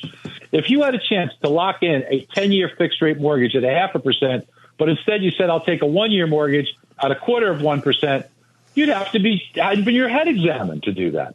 But yet, that's precisely what Janet Yellen issued.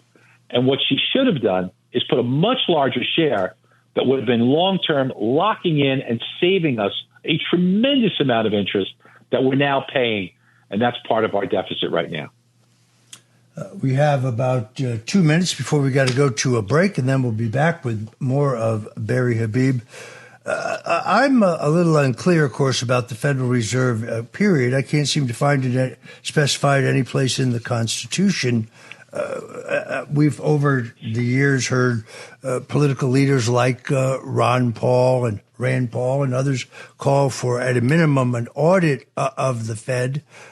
Explain to me the Fed's role here in terms of what it should be and what it is. So what the Fed should be doing is they should be taking a look at two things. That's their mandate in the United States. They have price stability, which they have arbitrarily, and we could talk about this more after the break, but arbitrarily they have chosen a 2% rate of inflation as measured by core personal consumption expenditure year over year. That's their arbitrary number. It's supposed to be price stability. You could take a guess what that means. But the other one is maximum employment. And they have to try to balance those. Most other countries, it's just inflation. In the United States, we have these two mandates. It makes it difficult. And you have 19 people, 12 of them vote, and they are voting on the most important price in the world, the price of money. Think about the hubris that 12 people are voting on the most important price in the world, and they've gotten it wrong more than they've gotten it right with a lot of boom and bust cycles. All right, we're going to have to take a quick break here, but we're here with Barry Habib, who has a fascinating career, not only as an economic analyst, an expert when it comes to both the housing and the mortgage market, but one of my favorites, a very successful Broadway producer. We'll talk about that when we get back with Barry Habib in just a moment. It's the Roger Stone Show on 77 WABC. Welcome back, folks. This is Roger Stone. We're talking about the economy with Barry Habib, who, to my mind, is one of the most brilliant economic analysts in the country, author of the #1 best-selling Amazon best-selling book, Money in the Streets, but also a Renaissance man. He was the lead producer and managing partner for Rock of Ages, the 27th longest-running show in Broadway history. Also produced Chris Angel's Mind Freak at the Planet Hollywood in Las Vegas. Very honored to have us with us today. We're talking about the economy, and it's very hard for me to understand how the Democrats justify this constant claim that the economy is robust. There's certainly, if you look at public opinion research, these are not business or labor or employment or sales statistics, but the confidence level about the economic future among voters is uniformly across the board extraordinarily bleak. I'm wondering here if there are any other potential manipulations of the economy that we're going to see before this election, because one thing is absolutely abundantly clear, and that is that the so-called Inflation Reduction Act did nothing to reduce inflation. I believe we have at this moment the highest inflation rate, certainly in recent history. So on what pillar do they build this case? Well, Roger, you're right. It's over 40 years. And the key word here is cumulative, right? So that's the thing, is that inflation is cumulative. But one thing that can be part of why the economy has not yet been in a recession is because of the amount of money that's being spent. Things like you mentioned, exactly like you pointed out, the Inflation Reduction Act, things like this. We are spending 23.6% of gross domestic product. That's what the government spend is right now.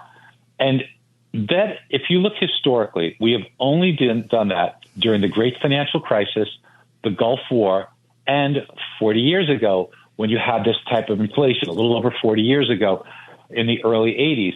This is a type of spending that is extraordinarily high and would be considered under only emergency circumstances.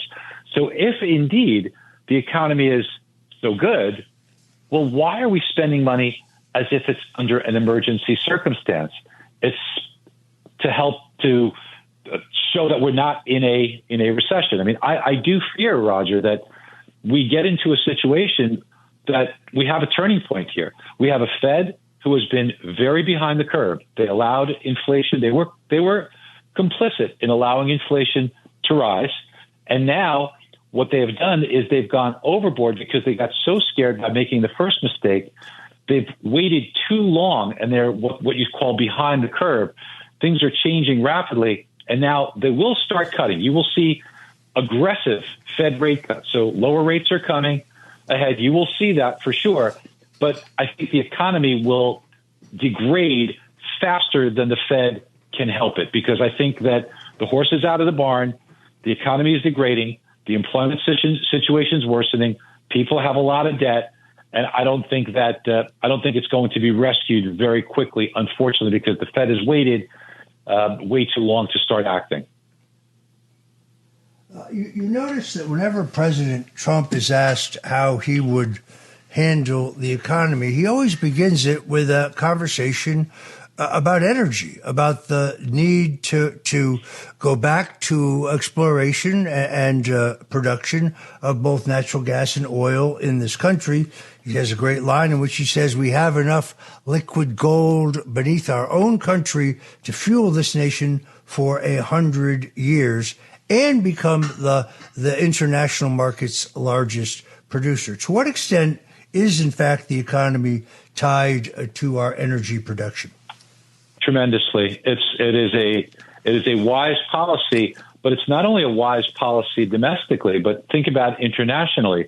Think about what you do when you reduce the price per barrel of West Texas Intermediate or Brent. What does that do to those who wish us harm? They can generate less income and less dollars. It puts more pressure on them as well. So it is a policy that suits us domestically, clearly, but also, in my opinion, internationally. So I wholeheartedly agree with this. And we do have the resources.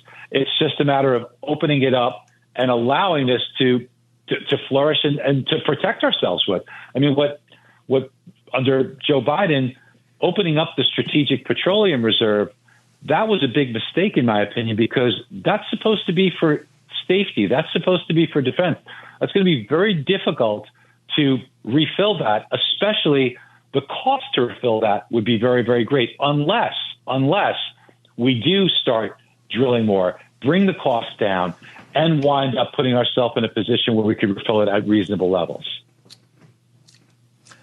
All right, I'm afraid we're going to have to leave it there. Let me thank our guest, Barry Habib, literally the most brilliant economic analysts in the country, the Chief Executive Officer of MBS Highway.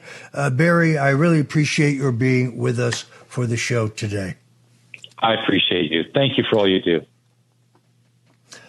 Coming up next, folks, is Darren Beattie. He is the founder of Revolver.News. He has breaking news regarding the January 6th situation. You will remember the public reports regarding 2 pipe bombs, one planted by the Republican National Committee offices, one planted by the Democrat National Committee offices. We still have no answers as to who is responsible for that. Nobody has been charged. So that's a dynamite interview coming up here on the Roger Stone Show. But in the meantime, let me remind you to go to the App Store right now and download the 77 WABC app in your cell phone. That way, you won't miss any of the great programming that we have here at 77 WABC. I'm talking about Sid Rosenberg in the morning. He is a must-listen to find out what's going to happen that day. My good friend Dominic Carter, who does amazing reporting because he has his finger on the pulse of the average New Yorker. Larry Kudlow, the man who was the quarterback of Donald Trump's successful campaign to bring the American economy back, and a sage economic analyst in his own right. I'm talking about Frank Morano on the other side of midnight. Curtis Sliwa, who I was pleased to be on with just the other day. And of course, you don't want to Miss Katz and Cosby, John Katzimatidis and Rita Cosby, who do an amazing roundup of the news. So if you don't have time to listen to us during the day at 770 on your AM dial, you can always go to the WABCradio.com to listen to us in real time, but you can get the 77 WABC radio app so you don't miss any of our amazing programming in what is, without question, the most dynamic, the most influential, and the most powerful AM radio station on the face of the globe, 77 WABC. I'm Roger Stone. We'll be right back with Darren Beattie of Revolver.News.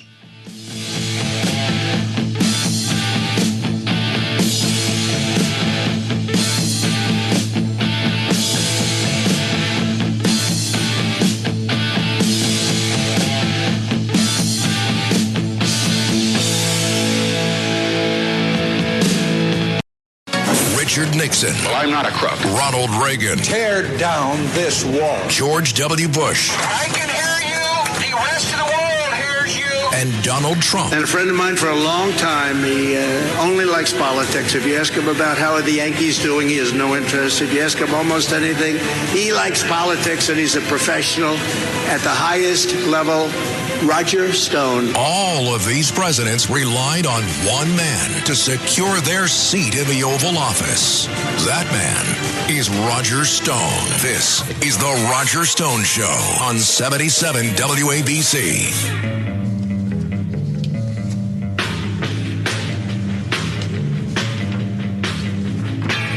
Welcome back, folks. I'm Roger Stone, and this is the Roger Stone Show at 77 WABC.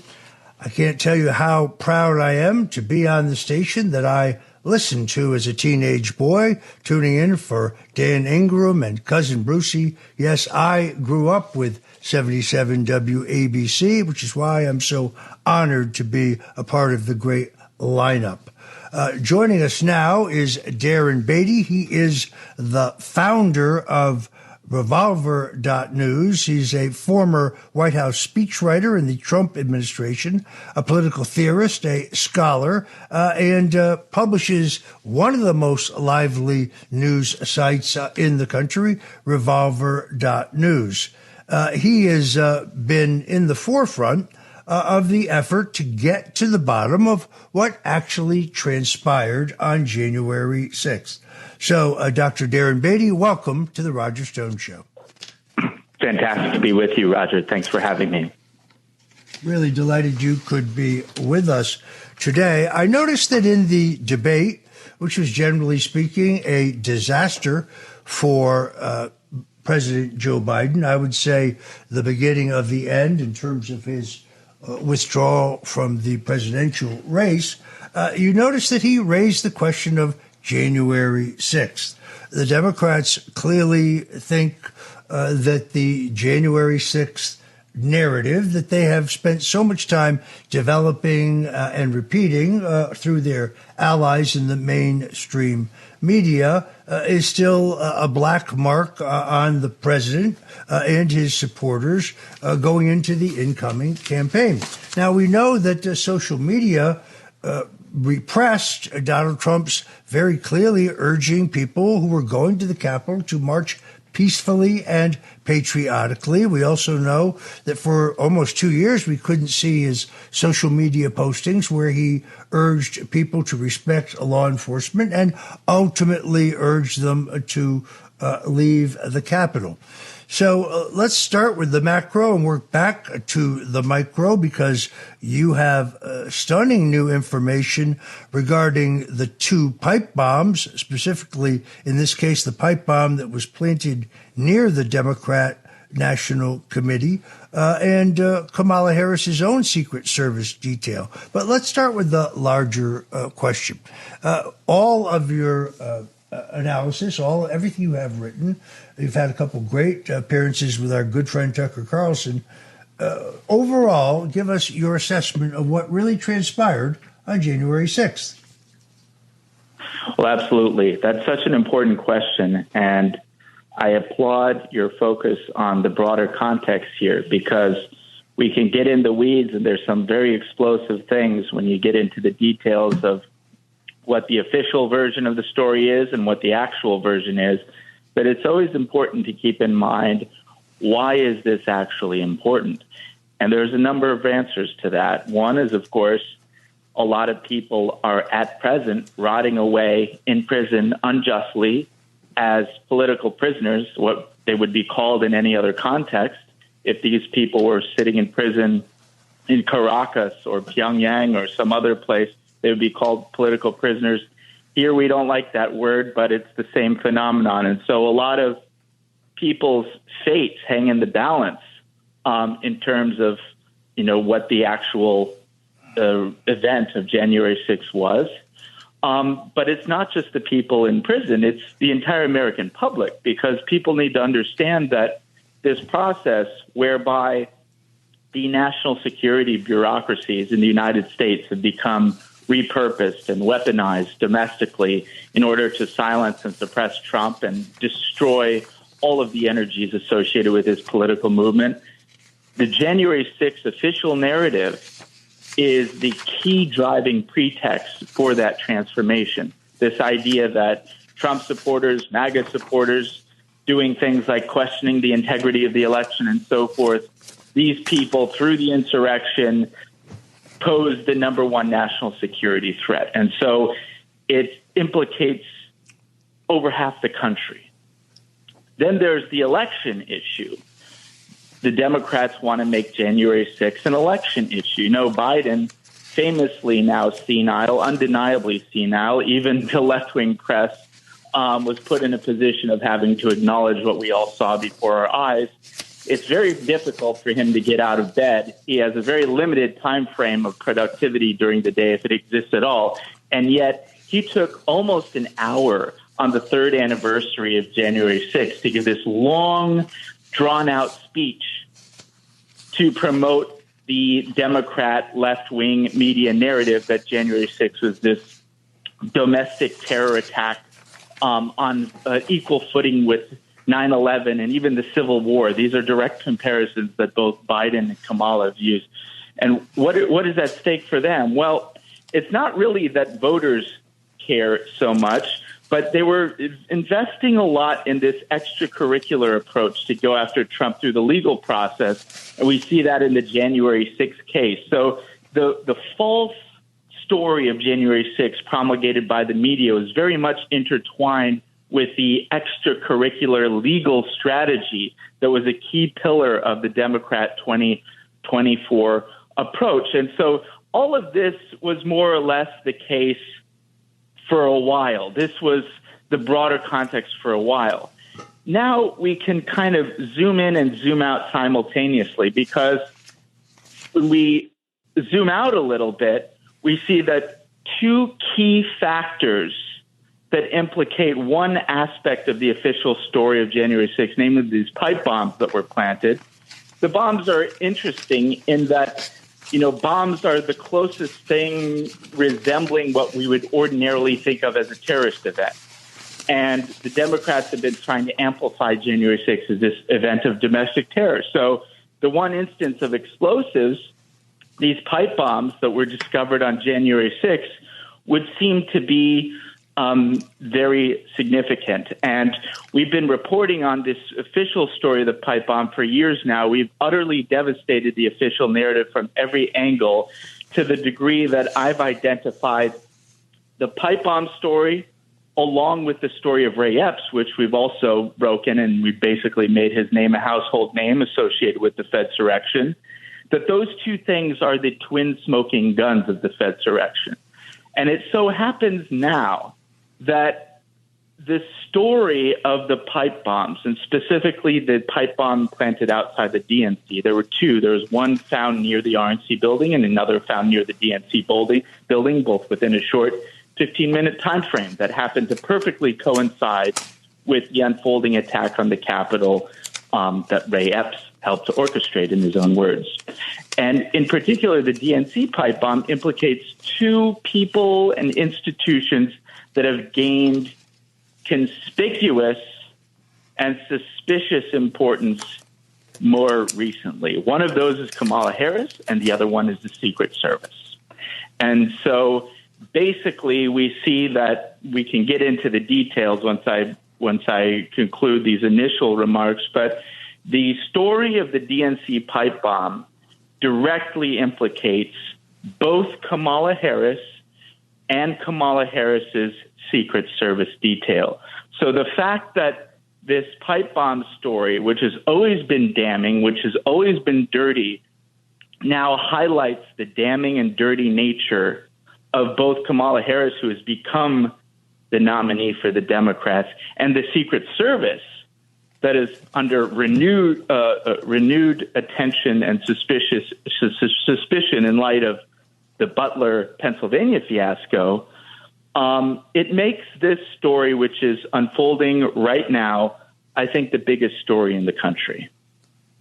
Folks, if you're just tuning in, this is the Roger Stone Show. We're talking to Darren Beattie, the founder of Revolver.News, and we are going to be taking your phone calls in the very next segment. That number, 800-848-9222, 800-848-9222. Whether you want to talk about politics or food or whatever you want to talk about, I'm going to be taking your calls once again. That number, 800-848-9222. Darren, let's get into the pipe bomb. For those who may not be up to date on the story, there were pipe bombs planted both at the Republican and Democrat National Convention, committees on January 6th, on or before January 6th. But those who were in a position to formally investigate have never come through with an explanation of where these pipe bombs came from. So lay this out for us. And now the most damning part seems to be the involvement of the Secret Service detail assigned to Kamala Harris.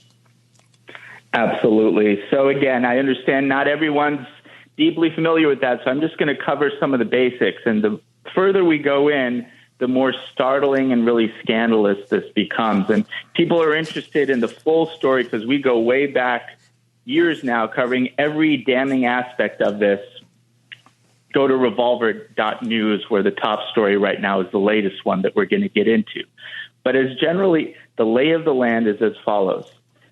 According to the FBI, according to everyone, according to surveillance footage that was released, somebody planted a pipe bomb near the RNC. It's called the RNC pipe bomb, but in fact it was planted behind a trash can in a back alley by the Capitol Hill Club. So we call it the RNC pipe bomb, not because it's associated with the RNC, but because once the DNC pipe bomb was discovered, there was kind of a retroactive parallelism that said, okay, one is at the DNC, one is at the RNC. And that becomes important as we get into the story. But there was one pipe bomb planted in a back alley behind a trash can near the RNC. And there was another pipe bomb planted, much more conspicuously so, by the foot of a bench right outside of the DNC building by a parking garage entrance. And to repeat that, they were both planted the evening before, between, say, 7 and 8:30 p.m. on the evening of January 5th. Now, the circumstances under which the RNC pipe bomb and the DNC pipe bomb were discovered, each independently, is so infinitesimally implausible as to beggar belief. And yet these two independent implausible events had to occur simultaneously in order for the official version to make sense. So here's what happened briefly at the RNC building, because that was the pipe bomb that was discovered first. This pipe bomb is lying behind a trash can in a back alley for over 16 hours undiscovered, only to be randomly stumbled upon by a woman, Carlin Younger, who reported that she found the pipe bomb at 12:40 p.m. She alerted security personnel, and the Capitol Police began responding at 12:50. keep this timeline in mind. The Capitol Police begin responding to that RNC pipe bomb at 12:50. The Ray Epps orchestrated breach, which was the initial and decisive breach at the west perimeter of the Capitol, it kicked everything off. That happened at 12:53. So the Capitol Police respond to this first discovered pipe bomb at 12:50. The Ray Epps breach begins at 12:53. Now, fast forward to 1:05, barely 15 minutes after the Capitol Police respond to the RNC pipe bomb, a plainclothes Capitol Police officer just randomly stumbles upon the pipe bomb at a bench right outside of a parking garage at the DNC building. Now, the synchronicity here is part of the smoking gun, because you really have to digest the fact these two pipe bombs, the RNC and DNC pipe bomb, had been sitting around in their respective locations undiscovered for nearly 17 hours, only to each independently having been discovered within a 15-minute time frame that happened to perfectly coincide with the unfolding attack on the Capitol. And that synchronicity is critical because an official version of events for why the Ray Epps breach at the west perimeter was able to take place in the first place was that they had fewer resources, law enforcement resources, because all of their personnel were redirected to address the pipe bomb. And in fact, in a January 6th report, the official report, you have people on record as having said they wanted to deliver more of those bike barriers, those bike rack barriers that you saw in that sort of breach footage at the west perimeter, but they weren't able to deliver it because, oh, shucks, there was all the commotion going on with the pipe bomb. So that perfect synchronicity there is key to the story. The pipe bombs were lying there undiscovered, both of them, and they were both discovered after 17 hours within a 15-minute time frame, perfectly coinciding to the unfolding attack of the Capitol. What are the chances? And in fact, the synchronicity was so remarkable that former head of the Capitol Police, Steve Sund, said those pipe bombs were never even meant to go off. They were never even meant to detonate. The chief purpose of those pipe bombs was precisely to have that diversionary effect, which makes sense. The only problem with that is, how would these ostensible MAGA pipe bombers have counted on the bombs sitting there undiscovered for all of that time, for 17 hours, only to be each randomly discovered by, one, a plainclothes Capitol Police officer, and two, a random pedestrian called Carlin Younger, who at the time worked for this emergency response company that is deep within the emergency response community, had done a lucrative deal with the FBI, and her current place of employment is called Pendulum, which is a defense contractor to combat disinformation. So interesting details there. All right, again, folks. So the whole lore of our reporting, we show that there's tampering with the surveillance footage, all kinds of things. But let's now zoom into the DNC. So, Darren, let me hold you there for 1 second. If you're just tuning in, this is the Roger Stone Show. I'm talking to Darren Beattie, the founder of Revolver.news. He's talking to us about startling revelations regarding January 6th, and we'll be right back. It's the Roger Stone Show on 77 WABC. Welcome back, folks. We're talking to Darren Beattie, who is the founder of Revolver.news, who's done more meaningful and impactful research and investigative journalism regarding the January 6th incidents at the Capitol. I hate to have to do this, but any claim that I knew about was involved in or condoned any illegal activity on January 6th or any other day is false. There were at least two witnesses before the House January 6th committee that provably perjured themselves. I spoke to a publicly permitted rally the day before, January 5th, And that's the extent of my knowledge, but you wouldn't know that for the many smears on social media. Anyway, Dr. Beattie, let's come back to you. We're to the point of this narrative where the Secret Service detail of Kamala Harris comes into play. Continue. Absolutely. So we're zooming in now to the DNC pipe bomb situation. Unlike the pipe bomb near the RNC, the DNC pipe bomb, people can look at the photos of where the pipe bomb was if you go and read and follow along at the piece at revolver.news. But it was fairly conspicuous out in the open. It wasn't behind a trash can in back alley. You would have expected some random person walking by. You know, January 6th in the morning was a very high foot traffic time. So you'd expect pedestrians, motorists. There was a regular security guard stationed just feet away from where the pipe bomb was planted. You'd expect it to be discovered earlier. And if they weren't discovered by those people, you'd expect it to have been discovered in the sweep by the Secret Service United States. So Kamala Harris, despite covering this up, was actually in the DNC building the morning of January 6th. She went to the DNC building at about 11:30 a.m. And the Secret Service, because she was the vice president-elect at the time, so she had Secret Service protection, the Secret Service did a sweep of the DNC. And her motorcade went right through that parking garage entrance, no more than 20 feet away from where this pipe bomb was.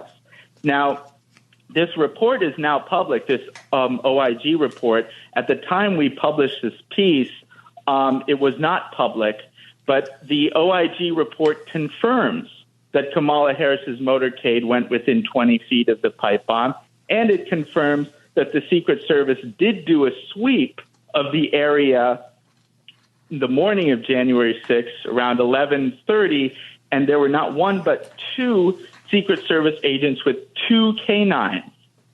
So you have two Secret Service agents sweeping that area with canines. It's not hard to know where you would look. And also the FBI is on record as saying these pipe bombs had viable explosives material, which would mean the dogs would be able to smell it from miles away.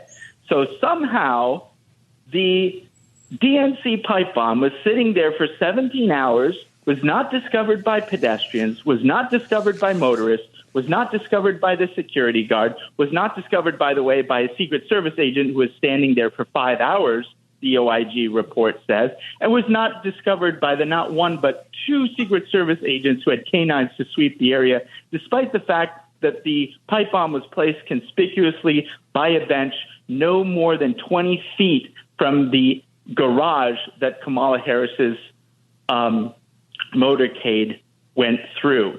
Now, here's the first kind of really damning fact that came out in this OIG report, because the OIG report indicates that the Secret Service tried to blame this oversight on the fact that they didn't have additional EOD personnel. And apparently the EOD personnel are not only responsible for defusing explosives that they might find, but they're also responsible for giving guidance to the Secret Service agents, the canine personnel, as to where they should conduct their sweep.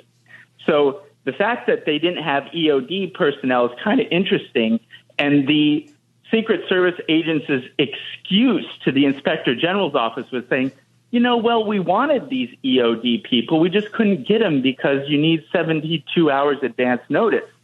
The Inspector General of the DHS, God bless him, in the report, he basically, without using the word, says that the Secret Service is lying. The report gives like 4 or 5 examples of that very same detail, getting that very same EOD support well within that 72-hour time frame, putting to lie their excuse that, oh, we didn't want EOD, we couldn't get EOD personnel because 72 hours in advance. So that's one lie. It doesn't add up. But even more importantly, they wanted to make it look like, oh, I guess it's a understandable oversight because you didn't have these EOD people, even though it doesn't make any sense why you wouldn't have them, because you didn't need 72 hours in advance. No, you don't need EOD or anyone else. You have 2 Secret Service agents with canines. It does not take a rocket scientist to know that you're going to sweep a bench no more than 20 feet from the entrance that you know that your protectee is going to go through. So this idea that they would have needed the expertise of EOD personnel to know that this is an area that you would sweep is completely ridiculous. It's analogous to a thing like what you see in Butler. If they were to use an excuse and say, you know what, we were just short on staff, that's why we screwed up. Well, first of all, there are some real questions. Why were you short on staff that day? That's something to look into. But secondly, do you really need additional staff and expertise to know that you don't leave a roof 150 yards away from the president unprotected?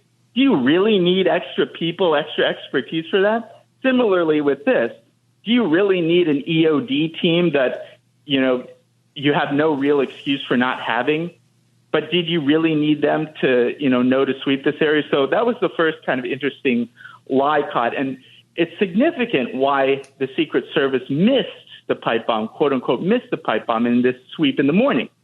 Because if they had found the pipe bomb in the morning, what that would have likely meant is that they said, oh my God, we found an explosive at the DNC building near the Capitol.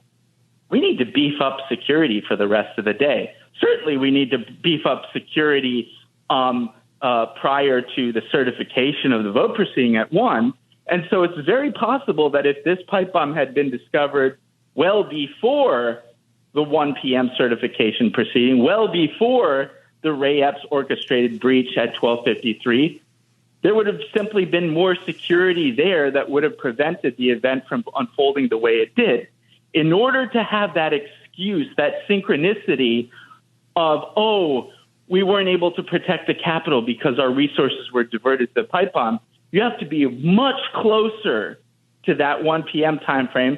So you got to conveniently miss the pipe bomb in that initial morning sweep, which is, of course, what the Secret Service did. Now, if our last bombshell report on the DNC pipe bomb, it shows the surveillance footage of the pipe bomb actually being discovered at 1:05 p.m. And that's remarkable in its own right. Again, this is not this story, but for people just learning about this for the first time, go to revolver.news and read our story, our first story on the Secret Service and the DNC. In a nutshell, the surveillance footage shows that upon being informed of the pipe bomb at around 1:05 p.m., Kamala's Secret Service detail didn't care at all.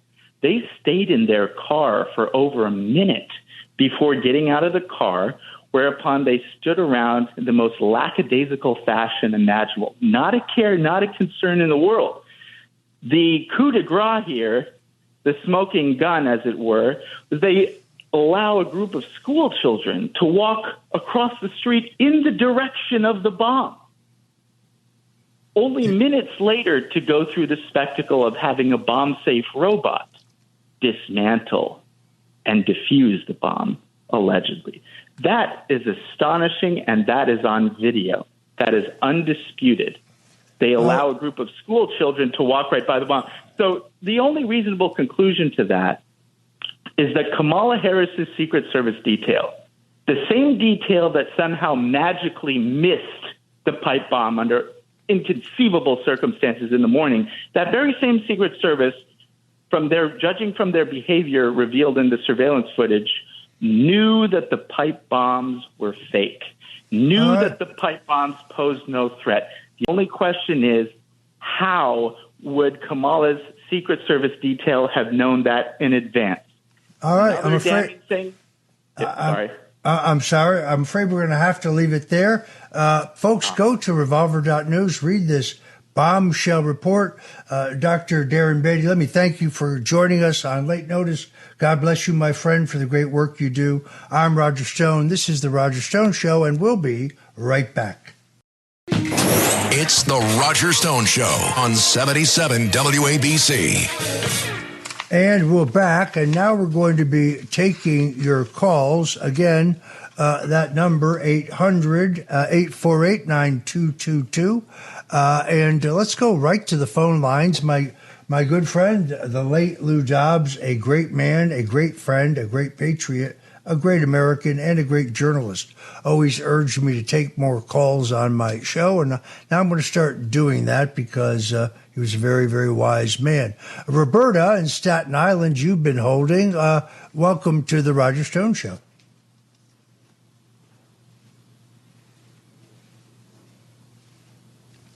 Looks like we lost Roberta. Let's go to Bob in Pennsylvania. Bob, welcome to the Roger Stone Show. Thank you, Mr. Stone. Pleasure to be on your show. So, as I was sharing earlier, it's been a struggle to get any kind of supportive signs or anything from the Republican Party out here to put in my yard and what have you. I was sharing with your person who takes your phone calls. It's like I'm going to flea markets to pick them up. I'm trying to get them here. Actually, my wife, who is Latino, we have one from 2020 that says Latinos for Trump, and we just put a 4 over the 0 so we can move it to the next year. It's been a struggle, and I don't understand why, with all these millions of dollars being pumped into the campaign, they should be ready available for people who want to support. And that's kind of really my frustration right now. I am a Trump supporter through and through. My wife is too. We have no shame about putting the signs in our yard. We represent that party behind Trump, not so much the party anymore, but behind Trump. And it's just frustrating. And I'm in really the suburbs of Philadelphia here in Pennsylvania. And it's incredible to us. We look at each other like, why can't we just go down to our local representative and get them? So that's what I'm putting out to you, Mr. Stone. I must tell you, I'm a veteran of 13 national Republican presidential campaigns, from Nixon to Reagan to Trump. I've never heard of such a thing. The Trump campaign, even more so than the Republican State Committee, should have those kind of materials, signs, and so on available. I also take questions. You can email me at roger.stone@wabc.com. And I ask you to do so, and I will try to put you in touch with someone who can get you the materials you seek. I'm a great believer in participation. If you're a Kamala Harris supporter, that's fine. That's great. Contact her campaign. Get your yard signs and your material there. I think the more people who participate in our republic, the better. But I will dig into that. Again, folks, if you've got a question, that number, 848-9222, 800-848-9222. We'll be happy to take your calls. Let's go to Roberta in Staten Island. Sorry, Roger. I disconnected the phone by accident. I just feel like since I heard about George Clooney was a big backer of Biden until the debate, I just feel like January 6th was a whole Hollywood production, which was good for the Democrats, bad for, us. And you think there's any connection? Like they had these, these anarchists posing as Trump supporters climbing buildings. I don't believe Trump supporters climb buildings and making all that trouble. I just feel like the domestic terrorists masquerading as Trump supporters. And I was wondering if you feel anything about that. Sure. Look, the removal of Joe Biden from the race for president was completely and totally orchestrated by Barack Obama. Either before the debate, when they sent him into the debate, hoping it would move the process along because Joe's a very stubborn individual and was refusing to get out, or after the debate, in which he publicly melted down. It was Barack Obama who cut off the Hollywood money. It is Barack Obama who lined up George Clooney to write that op-ed piece for the New York Times. Clooney says he checked with Obama, but I suspect it was the other way around.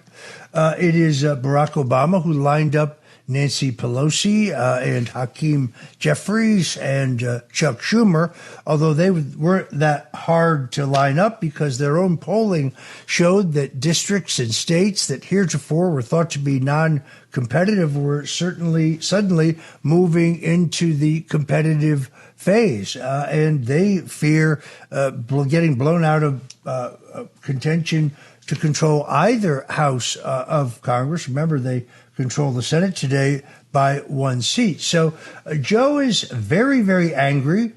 He believes he was loyal to Barack Obama for 8 years. He's still sore that Obama didn't want him to run, insisted that he not challenge Hillary in 2016, but he did not go gently into that good night. There's still deep resentment by Joe Biden, and that's who I think orchestrated the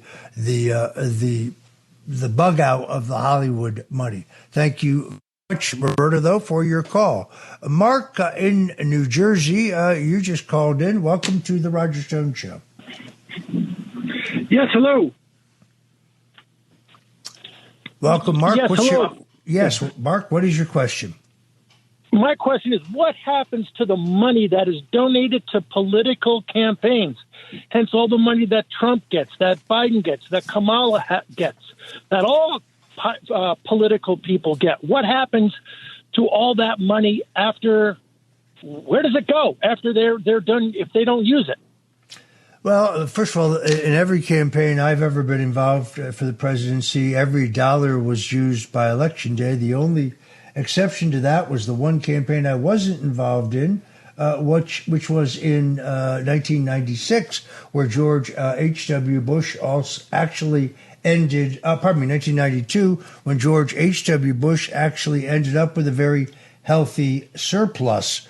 Other than that, there is no money left. But you raise an important additional issue, and that is we are being told that the Kamala Harris campaign is surging, that they've collected over $310 million in small contributions, all of which have come through the payment processor, Act Blue. Now, a number of journalists like James O'Keefe and the Miami Independent with Chris Gleason and many others have done an extraordinary amount of research to determine that millions and millions of those dollars are allegedly coming from donors in very small, multiple contributions over time. We saw the same phenomena in 2022 when millions in this same pattern poured into the U.S. Senate campaign of Val Demings in Florida, of Raphael Warnock in Georgia, into the campaign of Letitia James for Attorney General. But then when you start to research, you will find that the people who allegedly made these donations didn't really make them at all. Either they have no record of donating, and they didn't give the thousands of dollars attributed to them, or they gave nominal contributions themselves, only to find that someone has made numerous additional small and medium-sized contributions. I saw an interview with one woman in Nevada who was living on Social Security and disability. I think her total income was less than $38,000 a year, yet they claimed that she had given $840,000 worth of contributions through Act Blue, this payment processing. We call these donors who don't really exist or where others are making donations in their names, Smurfs. And now an effort is being mounted to collect all of this information. So I think you're going to find that not only is the smashing poll numbers we're about to see that show that Kamala Harris is going from one of the least popular public figures in American history with the lowest approval rating of any vice president in history, is now wildly popular with the American people. This is a psyop, folks. This is a media construct. We're also going to find that many of the millions of dollars that have poured into her campaign are from donors who do not exist or from donors who really didn't make the contribution. And all of that information is going to be centralized in one place. The Federal Election Commission, which is where you would normally file a complaint, is split 3-3, and therefore they will never make any decision. But I believe this will end up in a federal lawsuit before it's over.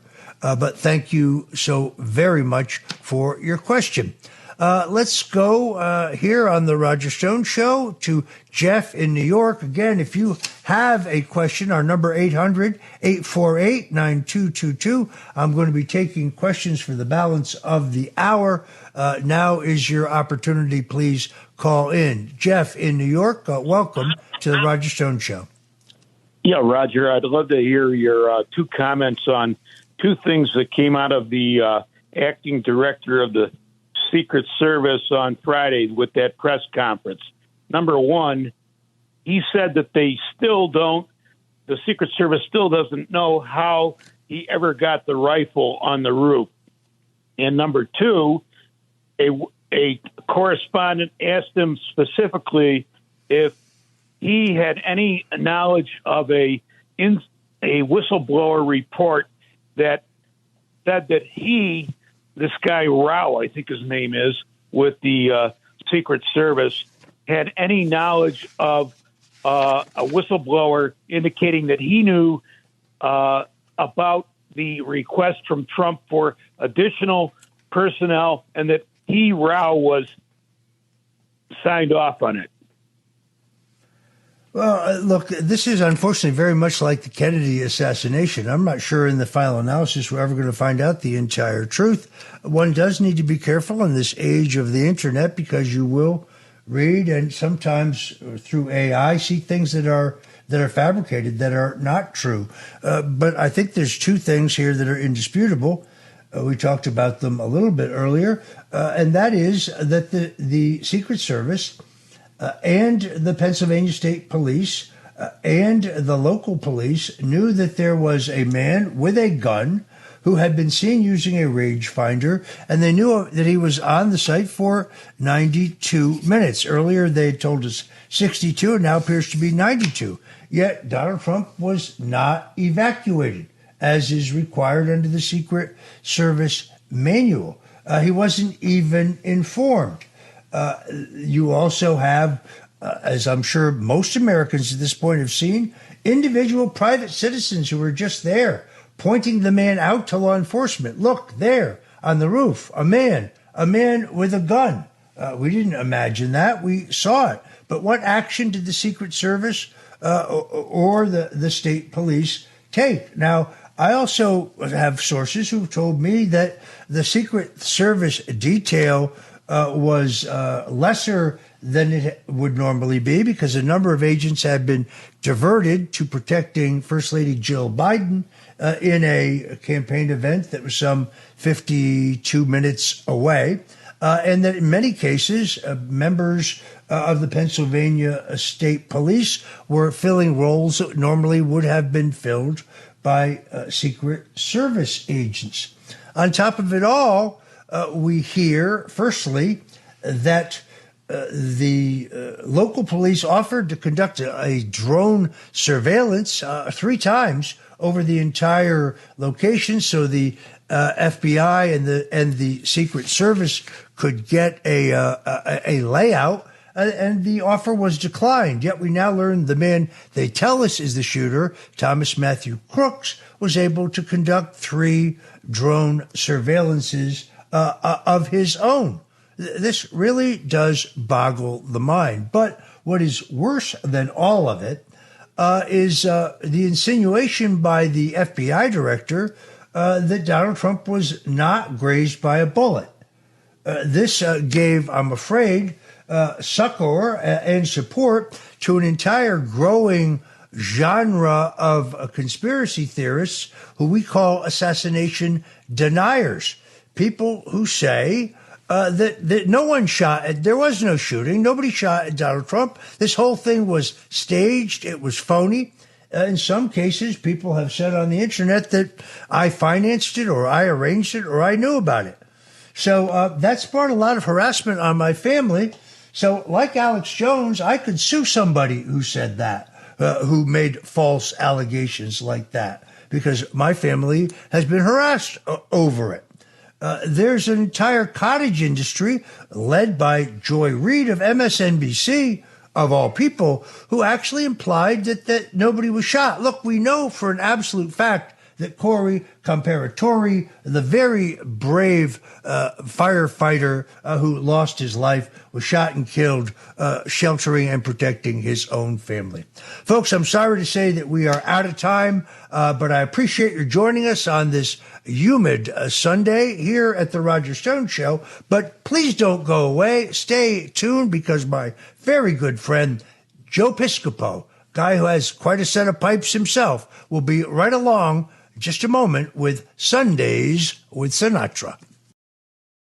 This is Roger Stone. We're back on the Roger Stone Show at 77 WABC. We're with author Nick Bryant, whose new book, The Truth About Watergate, focusing on the liars and lies of Watergate. I've read every single book on Watergate, the good ones and the propaganda. This is the definitive work now on the Watergate break-in for those who are interested. So Deep Throat, who is alleged by Woodward and Bernstein, two of the greatest con men who ever lived, does not appear in their book, All the President's Men, does not appear in any of their reporting for the Washington Post. He only pops up later in their movie. I either believe that Deep Throat, who they later falsely allege is former FBI official Mark Felt, is most likely a composition of many sources and therefore a journalistic device.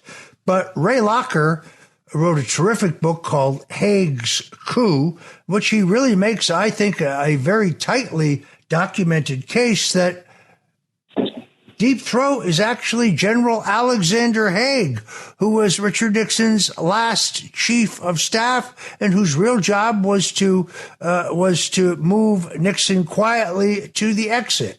What's your assessment on Deep Throat? Pretty much the same as yours. Deep Throat was a composite, but there was no way that Mark Felt could have provided the information.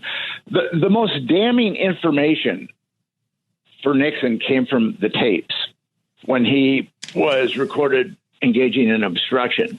And the only way Leon Jaworski, the Watergate prosecutor, could have gotten those tapes was if Haig gave them to him. And actually, Haig did give him tapes without a subpoena so he could take them back to his office and listen to them. Haig really showed his colors. And Dan Blocker was able to find just a treasure when he was digging through Woodward's and Bernstein's materials. There was actually a meeting between Haig, Woodward, and Bernstein where Haig was talking about, we got rid of Nixon, and you guys got a great book out of it. Now we've got to write another book. And I think it was Haig that said it'll be the final days.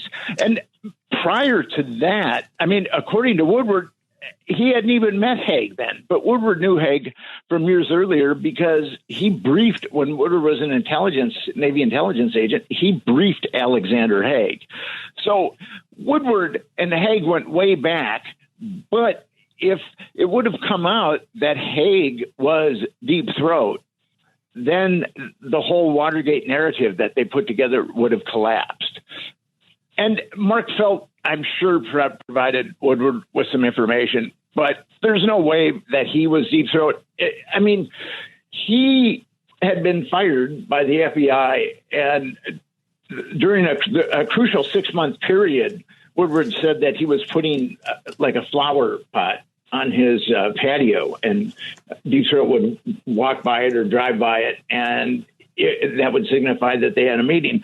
Well, Felt had been fired for 6 months, so we're supposed to believe that Felt drove into Washington, D.C.